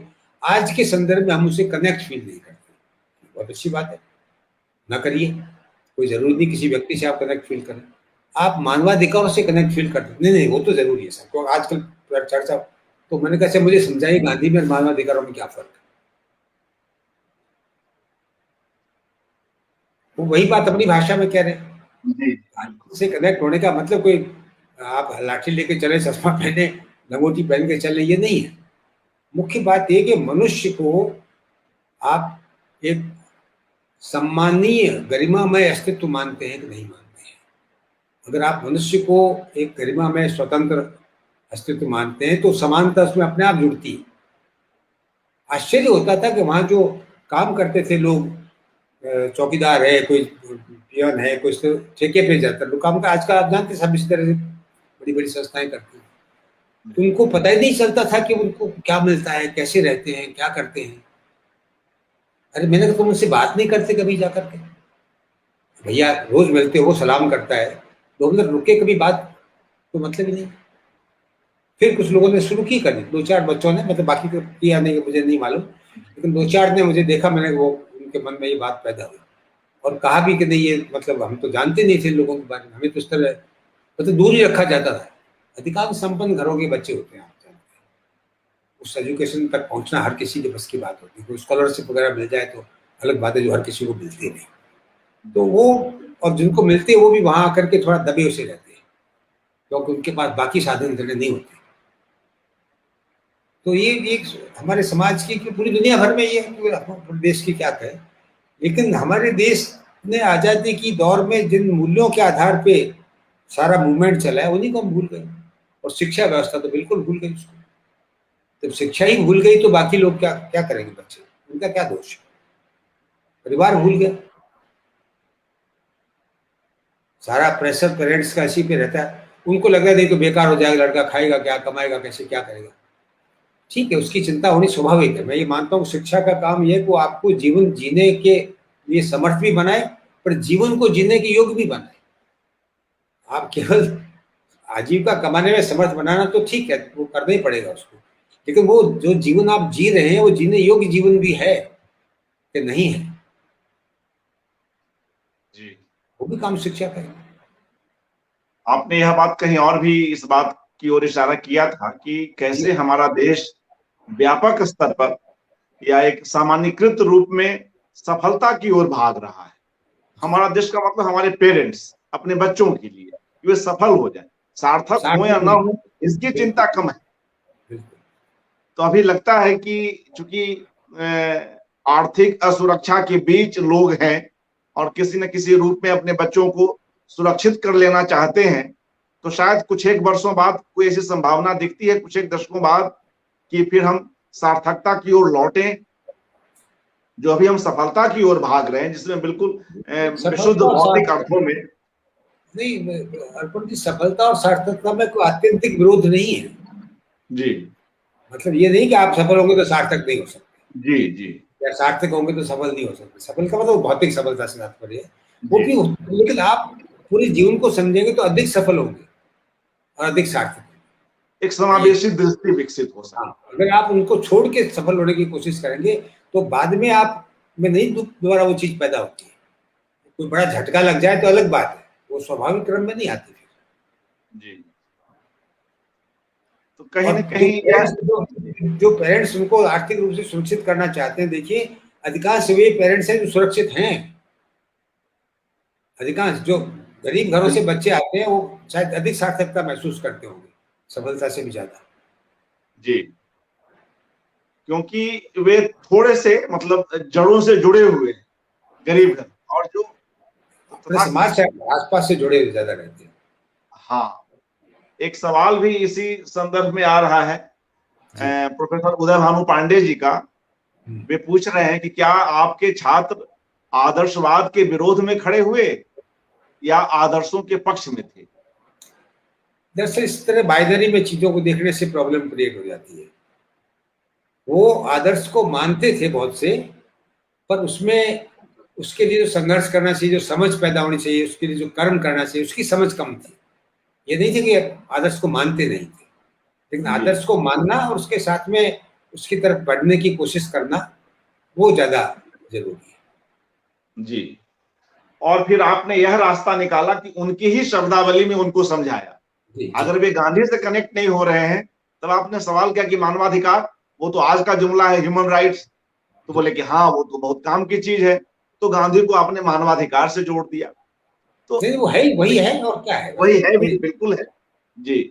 तो यह एक शिक्षकों के लिए भी संदेश जाता है, जो शिक्षक लोग इसे देख रहे हैं, आगे देखेंगे कि कैसे हम किसी न किसी रूप में अपने छात्रों के साथ हम वैसे कनेक्ट कर सकें।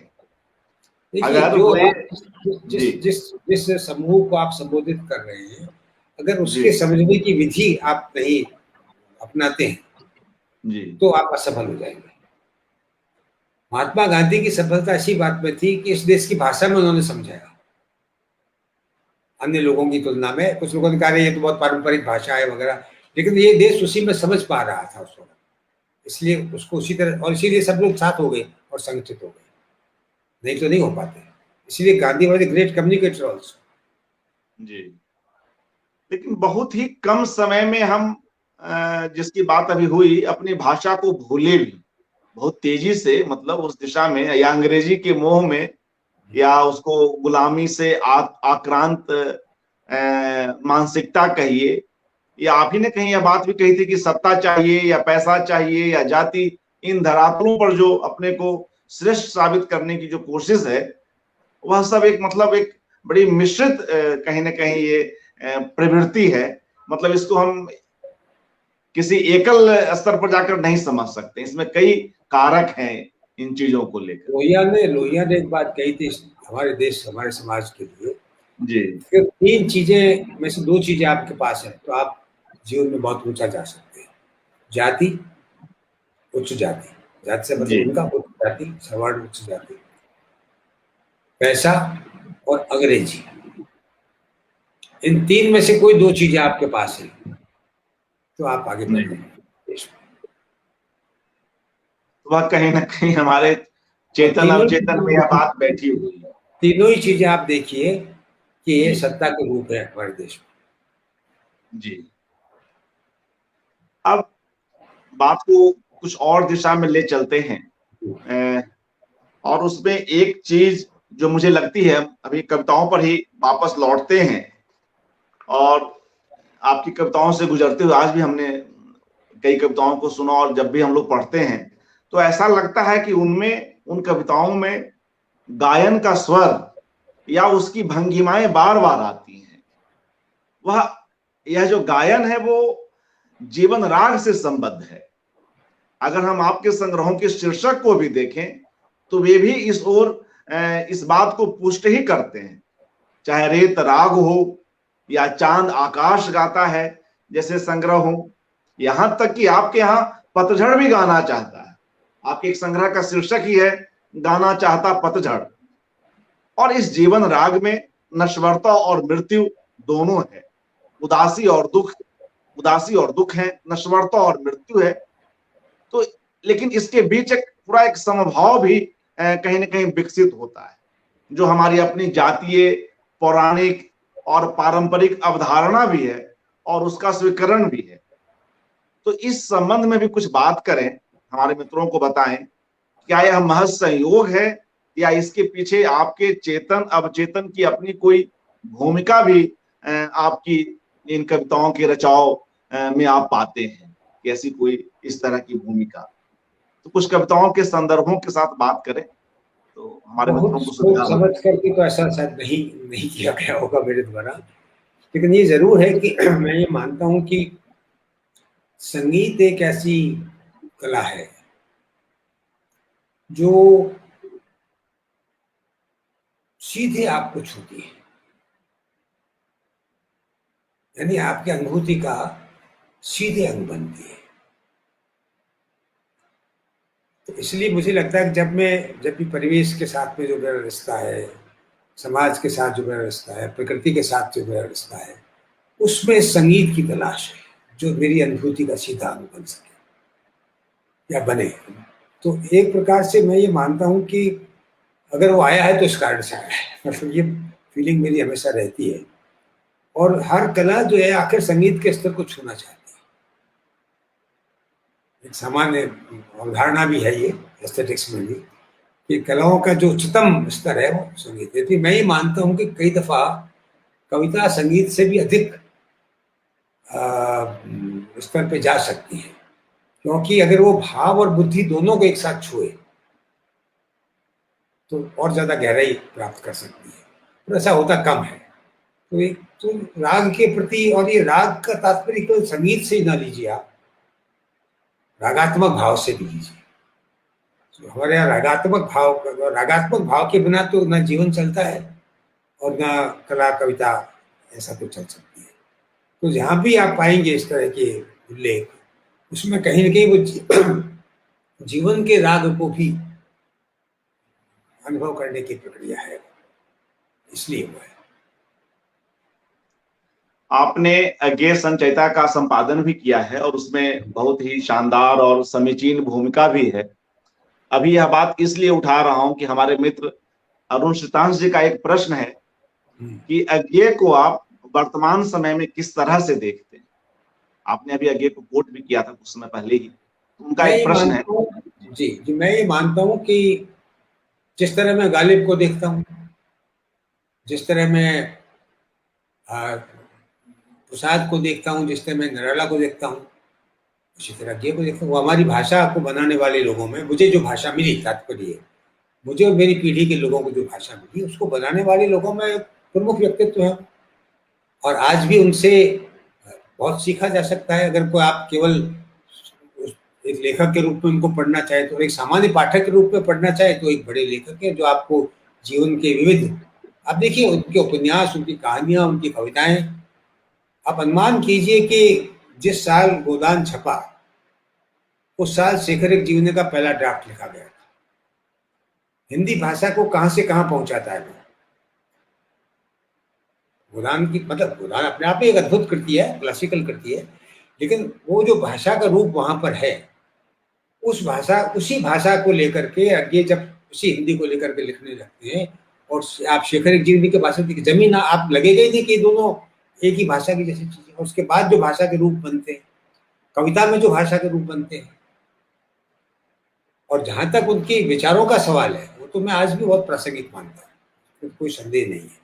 क्योंकि जो मूल्यगत स्तर पर जो उन्होंने विश्लेषण किया है चीजों का, कुछ तात्कालिक घटनाओं में हम उनसे सहमत असहमत हो सकते हैं, उनके बातों, गांधी जी से भी हो सकते हैं, किससे नहीं होते, लेकिन जिस जिस तरह से उन्होंने मूल्यों का विश्लेषण किया है, उन मूल्यों के विश्लेषण को वो आज भी मैं महत्वपूर्ण मानता हूँ। फ्रीडम के बारे में, इक्वलिटी के बारे में आप ये देखिए कि क्या मतलब, जो व्यक्ति ये कहता हो कि मैं किससे किस बात में बड़ा हूं, श्रेष्ठ हूं, ये आधार नहीं है जीवन के संबंधों का। आधार ये कि मुझसे कौन किस बात में कम है, समानता का आधार ये है।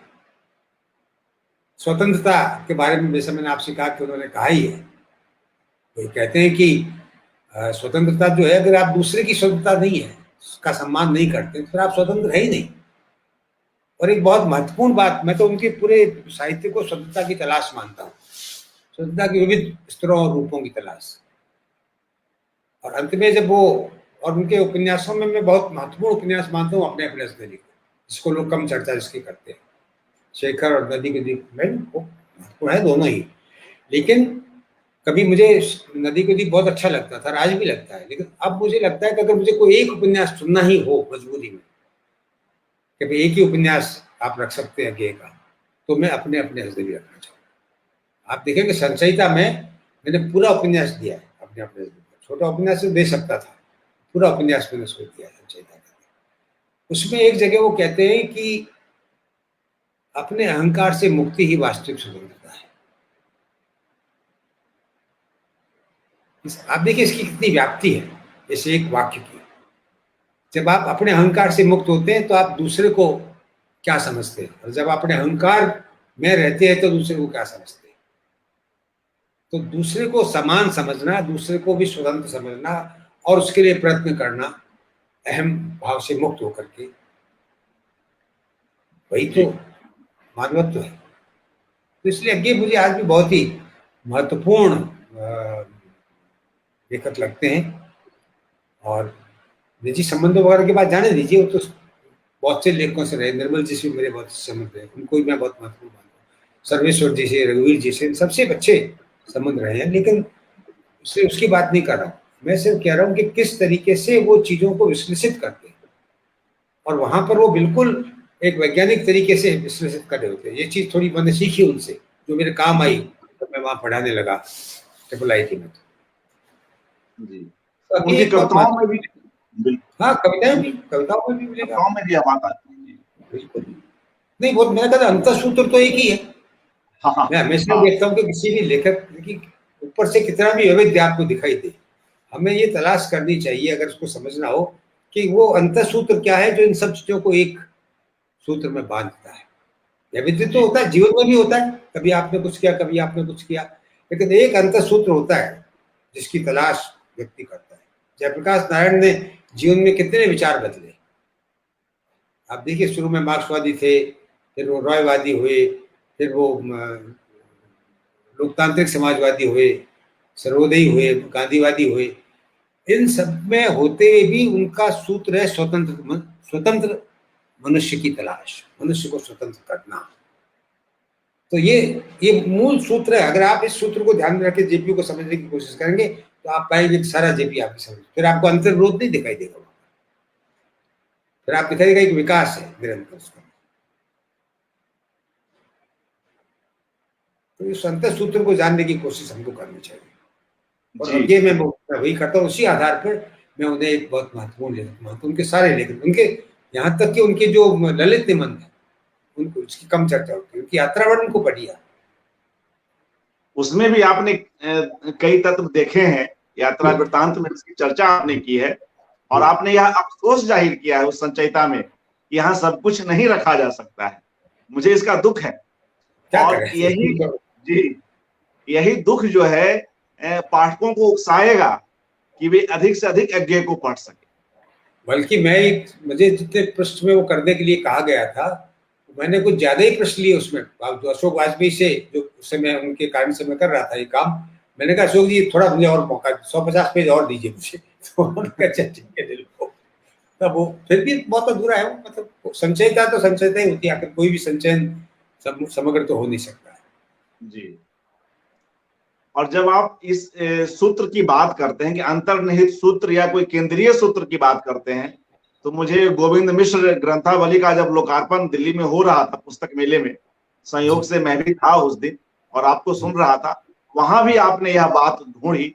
गोविंद मिश्र जी की जो रचनावली है, उनकी जो रचनाओं की दुनिया है, जिनमें भी काफी वैविध्य है, कहानियां, उपन्यास, तमाम चीजें, कविताएं भी, तो विषयगत वहां भी वैविध्य आपने जी गोविंद मिश्र में बहुत विषयगत वैविध्य है। मतलब आप सोच नहीं सकते कि फूल, इमारतें और बंदर उसी आदमी का उपन्यास हो सकता है, या जिसका उपन्यास फूल पौधों पर है, या जिसका 5 आंगनों वाला घर है। ये बिल्कुल तो, लेकिन ये इन सब में भी एक तलाश देखनी पड़ती है कि एक लेखक इधर उधर क्यों भाग रहा है। हर जगह वो उस चीज की तलाश कर रहा होता है, क्योंकि पूरी अड़ती नहीं किसी एक विषय के अंदर। तो वो मैंने एक पहले भी उनके बारे में लिखते हुए कहा था कहीं कि वो बिल्कुल जीवन के, मतलब पूरे हमारे उसमें जीवन के कोमल घेरों की तलाश करते हैं। आप देखिए जो उनका लाल पीली जमीन है, वो उस समय का जो माहौल है उनका, उसमें इतना जबरदस्त, कितना कितना अत्याचार है, कितना अमानवीयता है, उसका बड़ा यथार्थ चित्र उन्होंने किया है उस उपन्यास के अंदर। पर उसके अंदर भी उनकी तलाश उस गहरे की है, कोमलता कहाँ मिलती है इसकी, तो वही जीवन को जलाती है, वही जीवन का आधार बनती है। वो तलाश गोविंद मिश्र करते हैं। और फिर आप उनके ही किसी उपन्यास में वह सूत्र पकड़ पाते हैं जिसमें आप देखते हैं कि जीवन की लय, तो जीवन की लय जो है उसको आप उस रूप में फिर गोविंद मिश्र धीर जी की समीरे रचनाओं उनका एक उपन्यास है, धीर समीरे में आप देखेंगे कि यही सब कुछ दिखाई देता है। जी। तो यहीं पर मुझे लगता है कि एक आलोचक के रूप में भी आपकी कई कृतियां हैं, कई रचनावली का आपने संपादन किया है। अभी हाल ही में नेमी चंद्र जैन समग्र का भी आपने संपादन किया है। तो यह जो समग्र का संपादन हो, संपादन करता हो, और इससे भी पहले आपके कविता संग्रह से पहले आपकी आलोचना की पुस्तक आ जाती है, लेकिन बार बार आपका आलोचक यह कहता है, यह मानता है कि मैं उस रचना को समझने के लिए, उसको उसमें उतरने के लिए, उसका आनंद लेने के लिए आता हूं। आपका आलोचक कहीं से कोई फतवे जारी नहीं करता है, किसी पूर्वाग्रह के अधीन नहीं जाता है, कोई घोषणा नहीं करता है। मुझे लगता है कि आज के वक्त में आलोचक का यह तेवर भी बहुत महत्वपूर्ण है। यह जो नम्रता भाव है, इसकी भी काफी आवश्यकता है कि इससे हम रचनाओं के सत्व को समझ सकें। तो अपने इस आलोचकीय कर जी, इस पर कुछ कहें जी। मैं उस तरह अपने को आलोचक मानता नहीं, जिस तरह सामान्य आलोचक शब्द से जो ध्वनित होता है। लेकिन मैं ये मानता हूं कि आखिर कोई भी आलोचना करती क्या है, एक कृति को, उस कृति के माध्यम से कुछ जीवन मूल्यों को समझने की कोशिश करती है, अपने समय, समाज, संस्कृति को समझने की कोशिश करती है। तो मैं आलोचना जब भी, मैंने कभी किसी दबाव में नहीं लिखा, किसी और कारण से नहीं लिखा, मैंने तभी लिखा। और आज से आप देखेंगे कि अगर मुझे कोई चीज़ पसंद नहीं आई है तो मैं लिखता नहीं फिर उसके ऊपर। मतलब पसंद नहीं आने का मतलब, मुझे अगर उसमें कुछ ऐसा नहीं मिलता है मेरे अपने लिए, तो मैं क्यों अपना समय मतलब निर्णय देने में, फतवे देने में लगूंगी, बेकार है, अच्छा है। मैं सिर्फ कुछ तो मेरी अपनी उलझने हैं, मेरे अपने लेखक की उलझने हैं, जिन्हें मैं दूसरे लेखकों के रचनाओं के माध्यम से सुलझाने की कोशिश करता हूँ। ये थोड़ा एक ऐसी बात मैं कह रहा हूँ जो बहुत से लोगों को लगेगा कि मैं कुछ ज़्यादा बड़ी बात कह रहा हूँ, लेकिन वास्तव में मैं आपसे ये कह रहा हूँ कि कई दफ़ा आलोचना, जैसे अज्ञेय की आलोचना जब मैंने लिखी, तो मेरे सामने जो समस्याएं उस समय आ रही थी, मेरे अपने लेखक के रूप में, नए लेखक, 22-23 साल की उम्र में वो कविता आप लिखी थी, और उसी समय मैं कविताएं वगैरह लिखना शुरू किया था। तो वो मुझे खुद जो चीज़ें समझनी थी, वो उससे लिखने के माध्यम से समझना है। आप किसी लेखक को पढ़ के खाली छोड़ देते हैं तो वो थोड़ा व्यवस्थित रूप से समझ में नहीं आती चीज़, प्रभाव तो फिर भी पड़ता ही है। तो एक तरह से चीज़ों को, वो चीज़ें ऑर्गेनाइज होकर मेरे सामने आई, व्यवस्थित रूप से मेरे सामने आई कि हाँ ये चीज़ यूँ है, ये चीज़ यूँ है। और इसलिए जब भी मैंने किसी पर भी लिखा है, देखिए निर्मल जी पे मैंने बार बार लिखा है, बहुत से उनकी कहानियों पर भी, उनकी निबंधों पर भी, उनके उपन्यासों पर भी, उनका भी एक संचयिता मैंने संपादित की है वाणी के लिए जो। तो लेकिन अब मैं उसमें भी, मेरी कोशिश यही रहती है कि मेरी अपनी जो समस्या है कहाँ तक मुझे सुलझाने में लेखक मदद करता है। तो आप एक लेखक को, अपने से बड़े और सीनियर और एक वरिष्ठ लेखक को, अपने से पहले के पूर्वज को, आप अपनी समस्याओं को सुलझाने के लिए पढ़ते हैं। वो मैं मानता हूँ कि एक जो लेखक आलोचक है, एक लेखक जो खुद क्रिएटिव राइटर है, वो अगर आलोचना का काम भी कर रहा है तो उसका मुख्य उद्देश्य शायद ये होता है, ये प्रयोजन होता है। वो निर्णायक होकर के नहीं बैठता है कि वो किसी को जज करने का अधिकार नहीं है इस तरह से किसी को। वो होते होंगे कुछ आलोचना के मानदंड होते हुए, कुछ लोग करते होंगे। मैं तो यही मानदंड मानता हूँ कि मैं उसमें कुछ खोज में के लिए जाता हूँ, और उसमें अगर कुछ मुझे मिलता है तो मैं किस तरह से मैंने वो पाया है, मैं बताने की कोशिश करता हूँ, अपने को भी और अन्य मित्रों को भी। और अगर नहीं पाया तो छोड़ देता हूँ, नहीं पाया तो उसका वर्णन करने से कोई ज़्यादा फायदा वायदा नहीं है। तो ये चीज़ मैं ये मानता हूँ कि आलोचक को करनी चाहिए, क्योंकि आप किसी बड़े बड़े प्रतिमानों के आधार पर, चाहे वो विचारधारा के प्रतिमान हो, चाहे वो सौंदर्य शास्त्र के प्रतिमान हो, यानी किसी भी प्रकार के प्रतिमानों को पहले से लेकर के अगर आप जाएंगे तो फिर आप उस लेखक को समझना नहीं चाहते, फिर आप केवल उसको अपने अनुकूल वो है कि नहीं है ये देखना चाहते हैं। तो ये तो उसको उसके चेतना को तो समझना नहीं है। अगर मैं आलोचना के रूप में भी कहूं तो आलोचना एक चेतना का दूसरी चेतना में प्रवेश है। एक दूसरे लेखक की जो चेतना है उसमें एक चेतना प्रवेश करती है और उससे अपने को संपन्न करती है। ये काम आलोचना का मेरे लिए, बाकी के लिए क्या मैं नहीं जानता। और इसीलिए इस तरह की आलोचना फिर एक अपने आप में उसका अपना एक बड़ा एक क्रिएटिव वैल्यू भी कुछ अतिरिक्त रूप से उभर कर आ जाता है, चाहे आप करें चाहे कोई भी करे। तो इसमें हम प्रवेश तो करते ही, स्वयं को तो ढूंढते ही हैं। और जैसा कि आपने यह बात कही कि हम उस रचनाकार को भी बेहतर रूप में समझ पाते हैं और हम अपने लिखे हुए से अपने विचारों को भी कहीं ना कहीं एकत्रित और व्यवस्थित कर पाते हैं। कुछ एक सवाल और भी बीच में आए थे तो उनको ले लूं।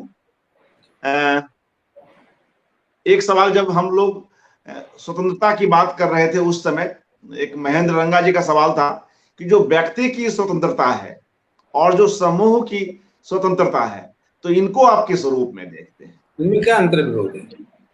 वो समूह स्वतंत्र हो ही नहीं सकता जहां व्यक्ति स्वतंत्र नहीं है। बिल्कुल जी।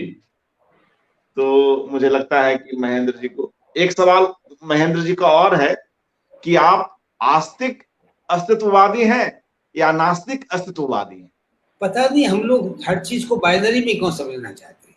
हमारी एक सोचने की जो पद्धति बन गई है कि आप या तो ये हैं या तो वो हैं। मैं न तो आस्तिक हूं ना मैं नास्तिक हूं, और मैं अस्तित्ववादी भी नहीं हूं। मैं अपने को नहीं मानता कि मैं अस्तित्ववादी हूं। अस्तित्ववाद एक फिलोसॉफी है पर्टिकुलर, तो इसलिए हम जब अस्तित्ववादी कहते हैं तो आप उसमें चले जाते हैं। और अस्तित्ववाद में भी नास्तिक आस्तिक दोनों धाराएं हैं। जो सार्त्र कामू वगैरह का अस्तित्ववाद है वो एक नास्तिक धारा का अस्तित्ववाद है, और यास्पर्स बूबर वगैरह का अस्तित्ववाद अगर वो है तो आस्तिक अस्तित्ववाद है। पर मैं अस्तित्ववादी हूं ही नहीं। मैं ये मानता हूं कि मुझे नहीं मालूम ईश्वर है या नहीं है।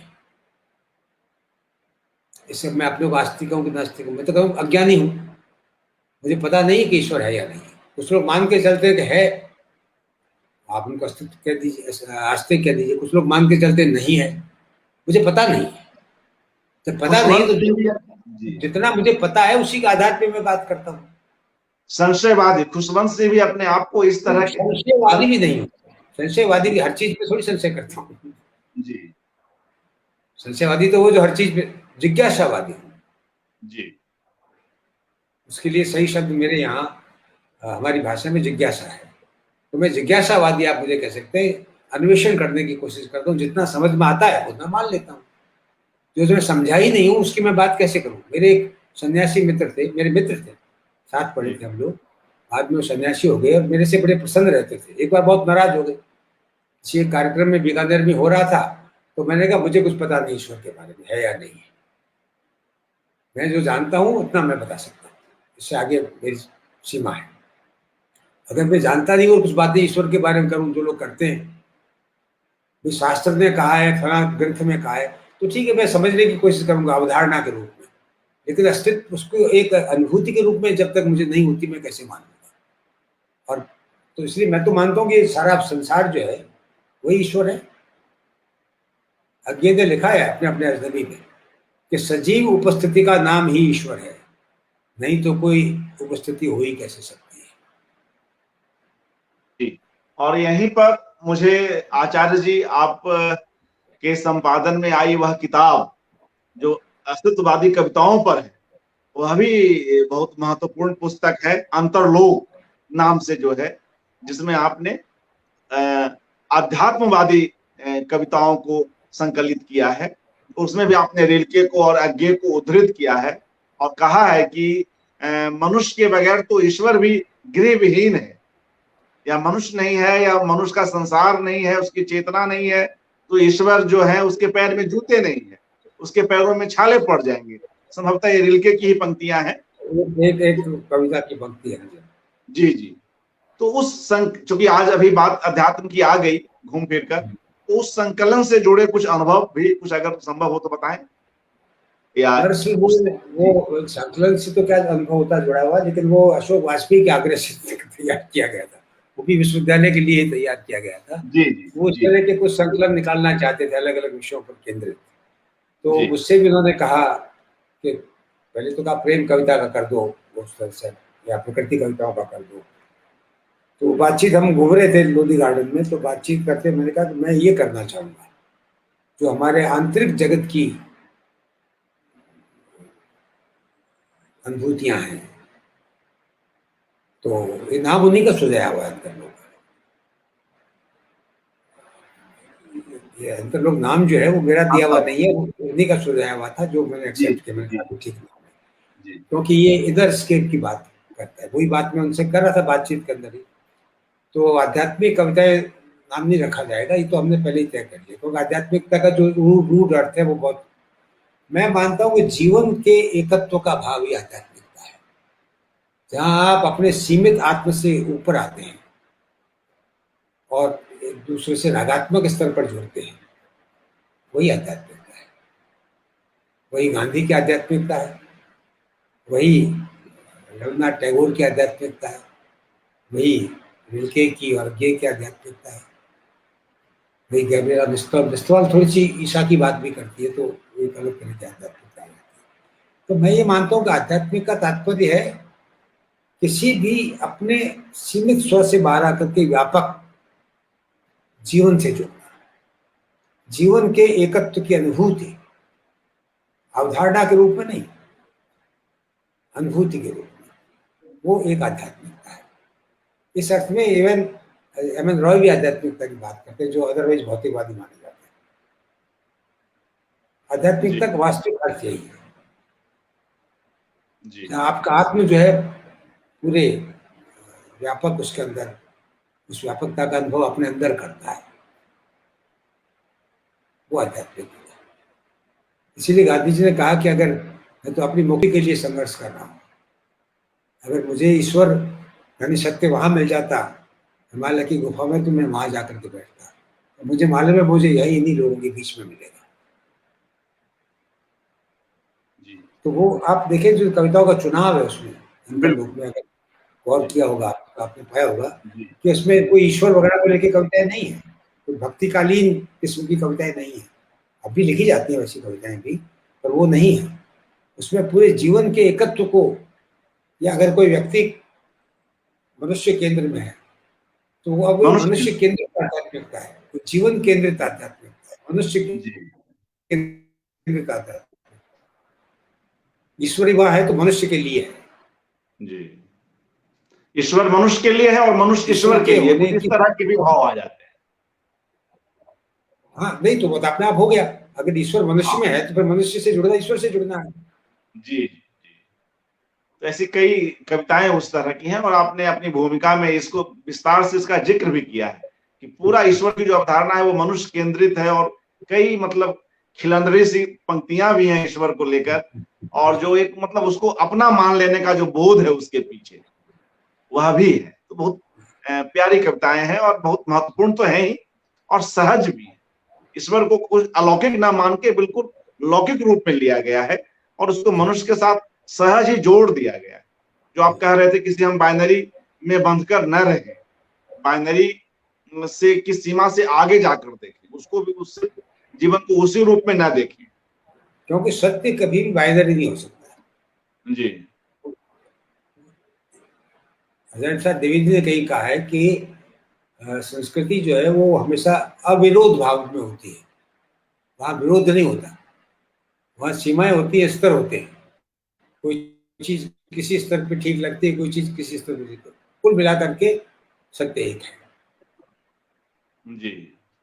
एक सवाल महेंद्र रंगा जी का और आ रहा है, थोड़ा पहले का ही है, जब कविता की बात हो रही थी कि सामाजिक सरोकार की कविता को आप किस तरह देखते हैं?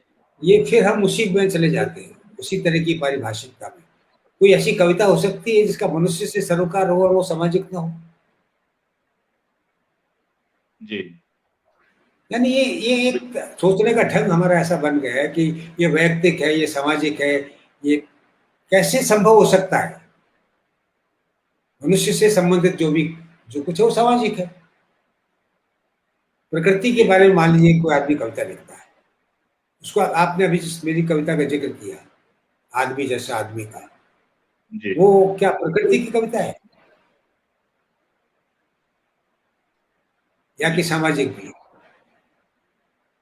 दोनों मिली हुई चीजें, वो एक पूरा एक हाँ, समन्वय भाव है।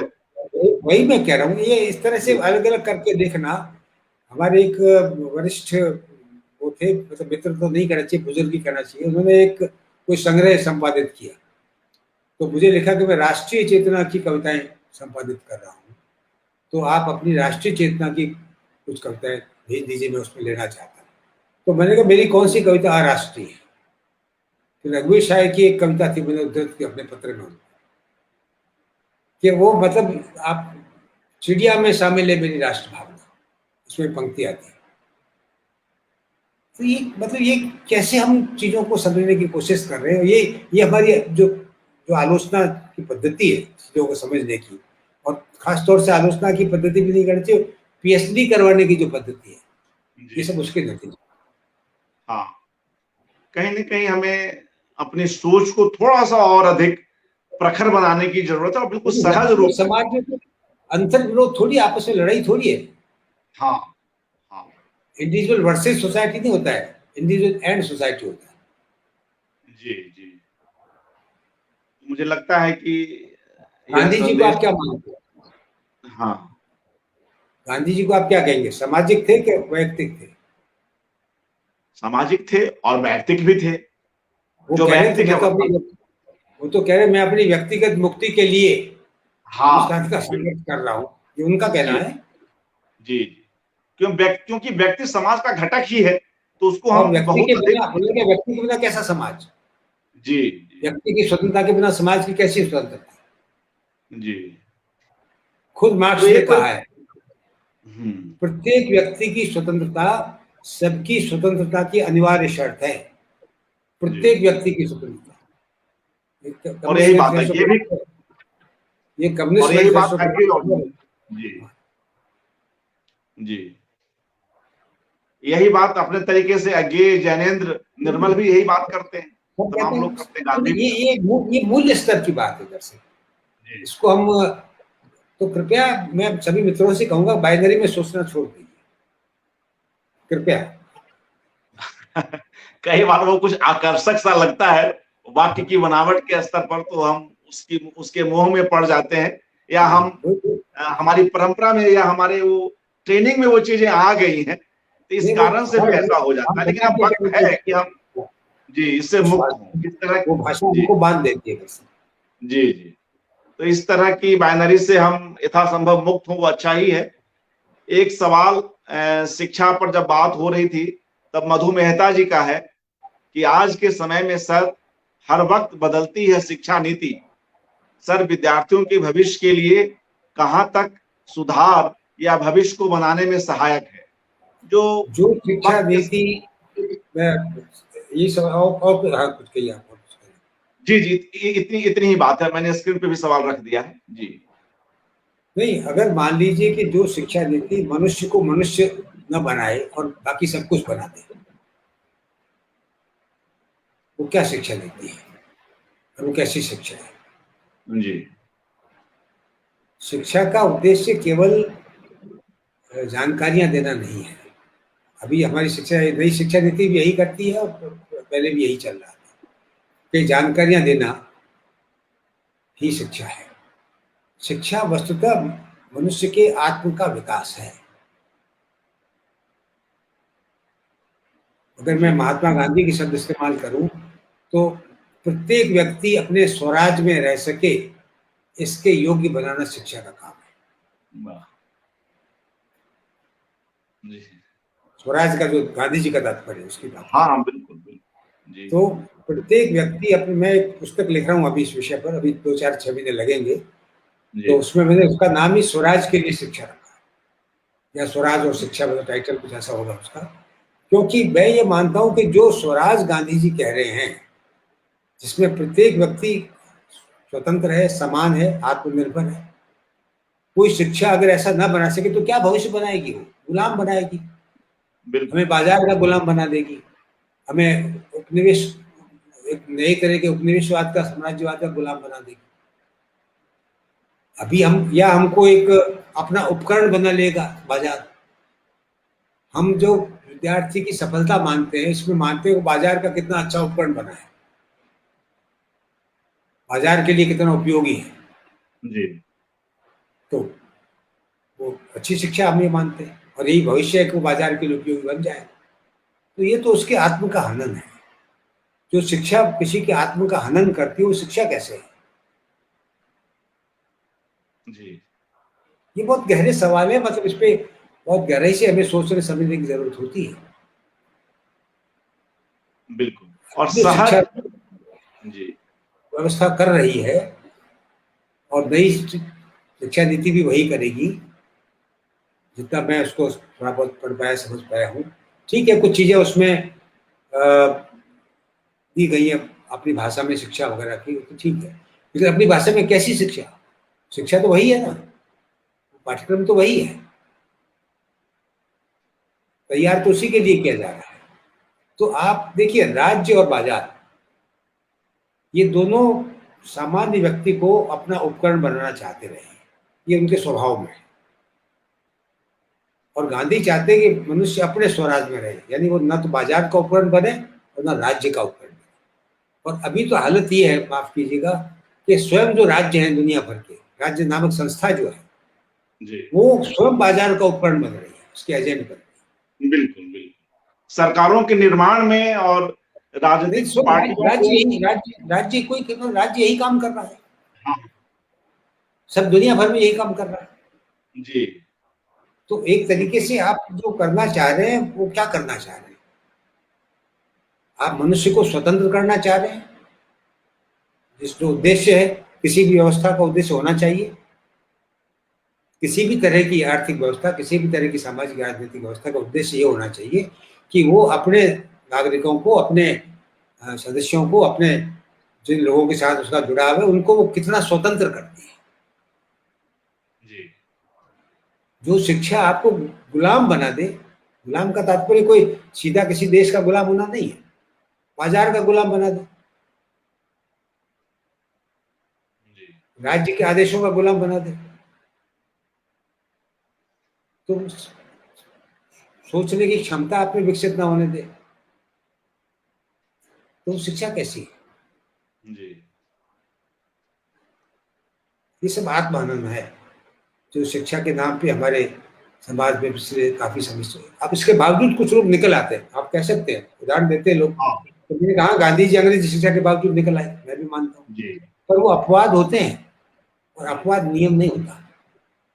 जब हम अपवाद कहते हैं, उसका अर्थ ये कि नियम वो नहीं, नियम तो वही है।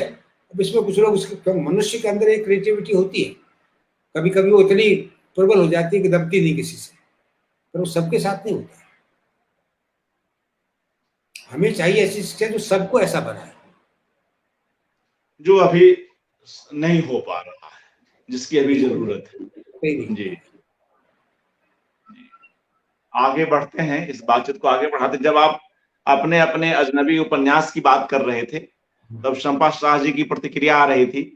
वे लिख रही हैं कि अपने अपने अजनबी में एक जगह आता है, जीवन सदा ही वह अंतिम कलेवा है जो जीवन देकर ही खरीदा जा सकता है। सही है, बिल्कुल सही है, जी जी। बिल्कुल बिल्कुल। अच्छा लिखा सब पर, हाँ हाँ। अच्छा उजड़ दिया।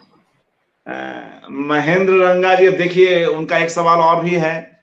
हालांकि यह भी बाइनरी वाली ही बात है, लेकिन देख लें, अनुभूति भी एक विचार की तरह हो सकती है या नहीं, इसकी भी अनुभूति आपने कभी चर्चा विचार करी। की तरह, अनुभूति कभी विचार की तरह नहीं हो सकती, अनुभूति में से विचार विश्लेषित करके निकाला जा सकता जी।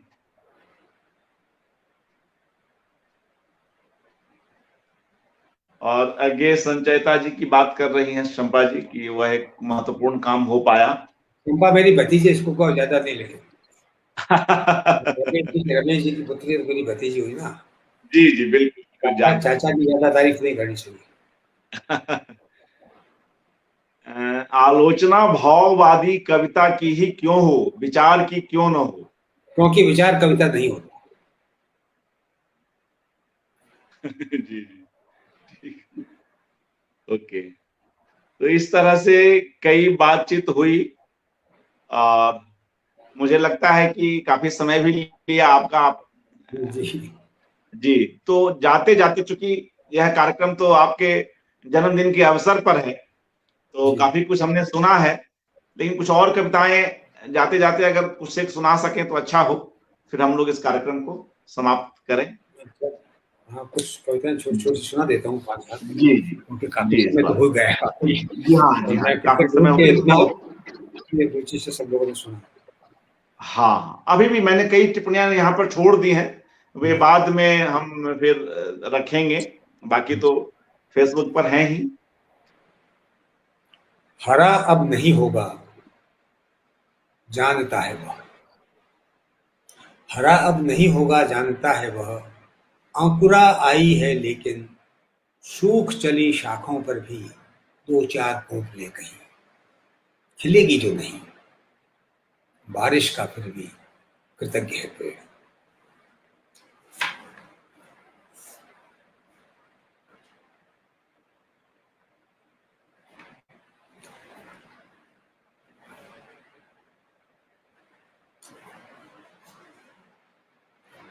एक दिन आत्मकथा लिखने का मन हुआ ईश्वर का, एक दिन आत्मकथा लिखने का मन हुआ ईश्वर का, इसके लिए अपनी सृष्टि में जाना पड़ा उसको, वही तो है आत्मा उसका, उसी में रूप लेता रहा है वह, अब वह तरद्दुद में है, क्या लिखे वह, आत्म की नहीं, वह तो उसके आत्म क्षरण की कथा होगी।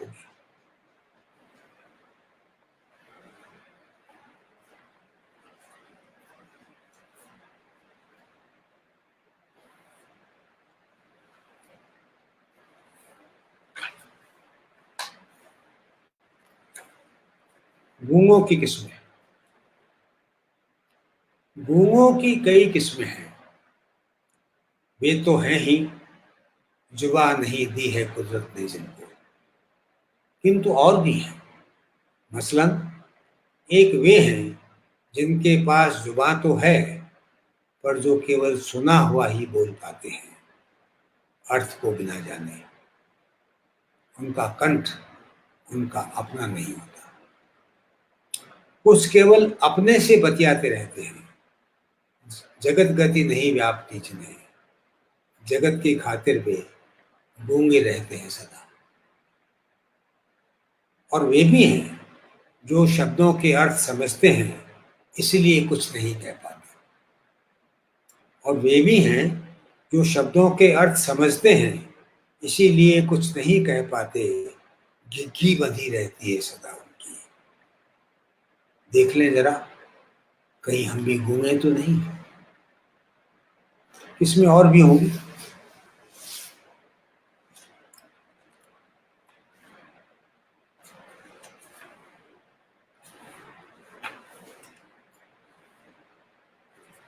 एक और कविता है, जी, वक्त सब वक्त जन्म लेता और मरता रहता है मुझ में, वक्त सब वक्त जन्म लेता और मरता रहता है मुझ में, खुद तो मरता ही है पर कबाड़ करता जाता है मुझे, कबाड़ खाना है सब इतिहास, वह कौन है लेकिन जन्मते मरते दो पलों का अंतराल सूना, कबाड़ होते जाते मुझ में अपने को पुनर्नवा करता।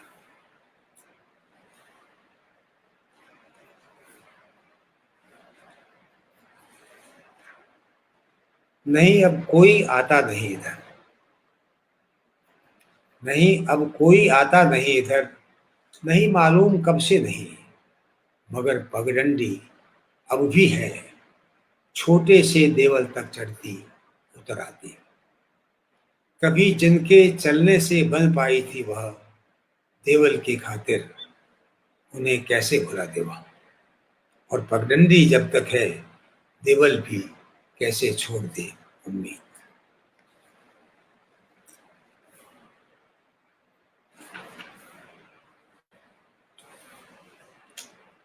कितनी बार मारता रहूं अपने को जिंदा रहने की खातिर तुम्हारे लिए। जिंदा क्यों नहीं रह सकते मेरे मरने के बिना अपने आप, अगर ईश्वर हो।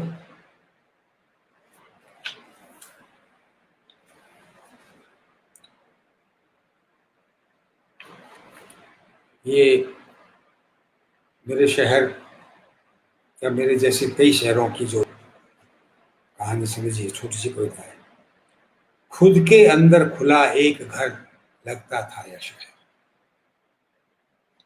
खुद के अंदर खुला एक घर लगता था यह शहर, बंद था चाहे फशील में अपनी।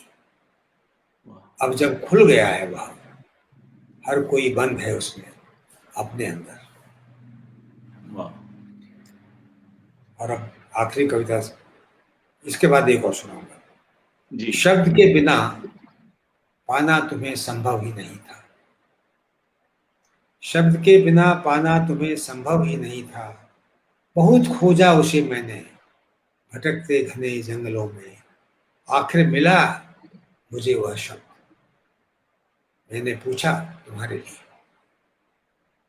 खोजो कहा उसने, चलो मैं भी चलता हूं तुम्हारे साथ खोजने कविता। आखिरी कविता है जी। हाँ जानता हूं आत्मकथा लिखने के दिन है अब, पर लिखूंगा क्या, जिया ही नहीं अपना आत्मचर मैंने। लिखूंगा जो कथा होगी वह तिल पल खिरने की तेरी। धन्यवाद जी। शुक्रिया आचार्य जी।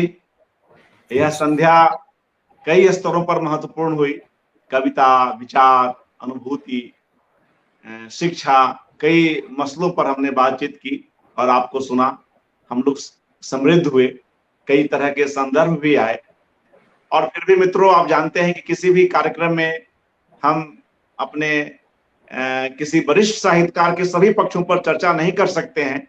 यहाँ भी हमने इनके नाटककार के पक्ष पर, इनके अनुवादक पक्ष पर, इनके संपादक पक्ष पर चर्चा लगभग न के बराबर की है, नहीं की है। तो कभी और किसी अवसर पर करेंगे। आप ऐसे ही लगातार हम लोगों के बीच अधिक से अधिक कार्यों के साथ आते रहें। और अभी तो आप किसी भी युवा से अधिक सक्रिय हैं और इन दिनों प्राकृत भारती अकादमी जयपुर में कार्यरत हैं। और जो वहाँ अहिंसा और शांति का जो कोष बन रहा है, जो ग्रंथमाला बन रही है, उसके संपादक हैं। और इस पर आपने चर्चा भी की, कई किताबें भी इससे संबंधित आ रही हैं। हम सभी को इन कार्यों के लिए उत्सुकता है। अधिक से अधिक आपके माध्यम से अपने इन चीजों को जाने समझे, यही कोशिश है। और आप को दीर्घायु जीवन की शुभकामनाओं के साथ और आपसे अनुमति लेते हुए इस कार्यक्रम को समाप्त करना चाहूंगा। बहुत बहुत धन्यवाद। और आपने मित्रों से बातचीत करने का ये अवसर जुटाया, इसके लिए मैं कृतज्ञ हूँ। शुक्रिया। नमस्कार। शुभ रात्रि।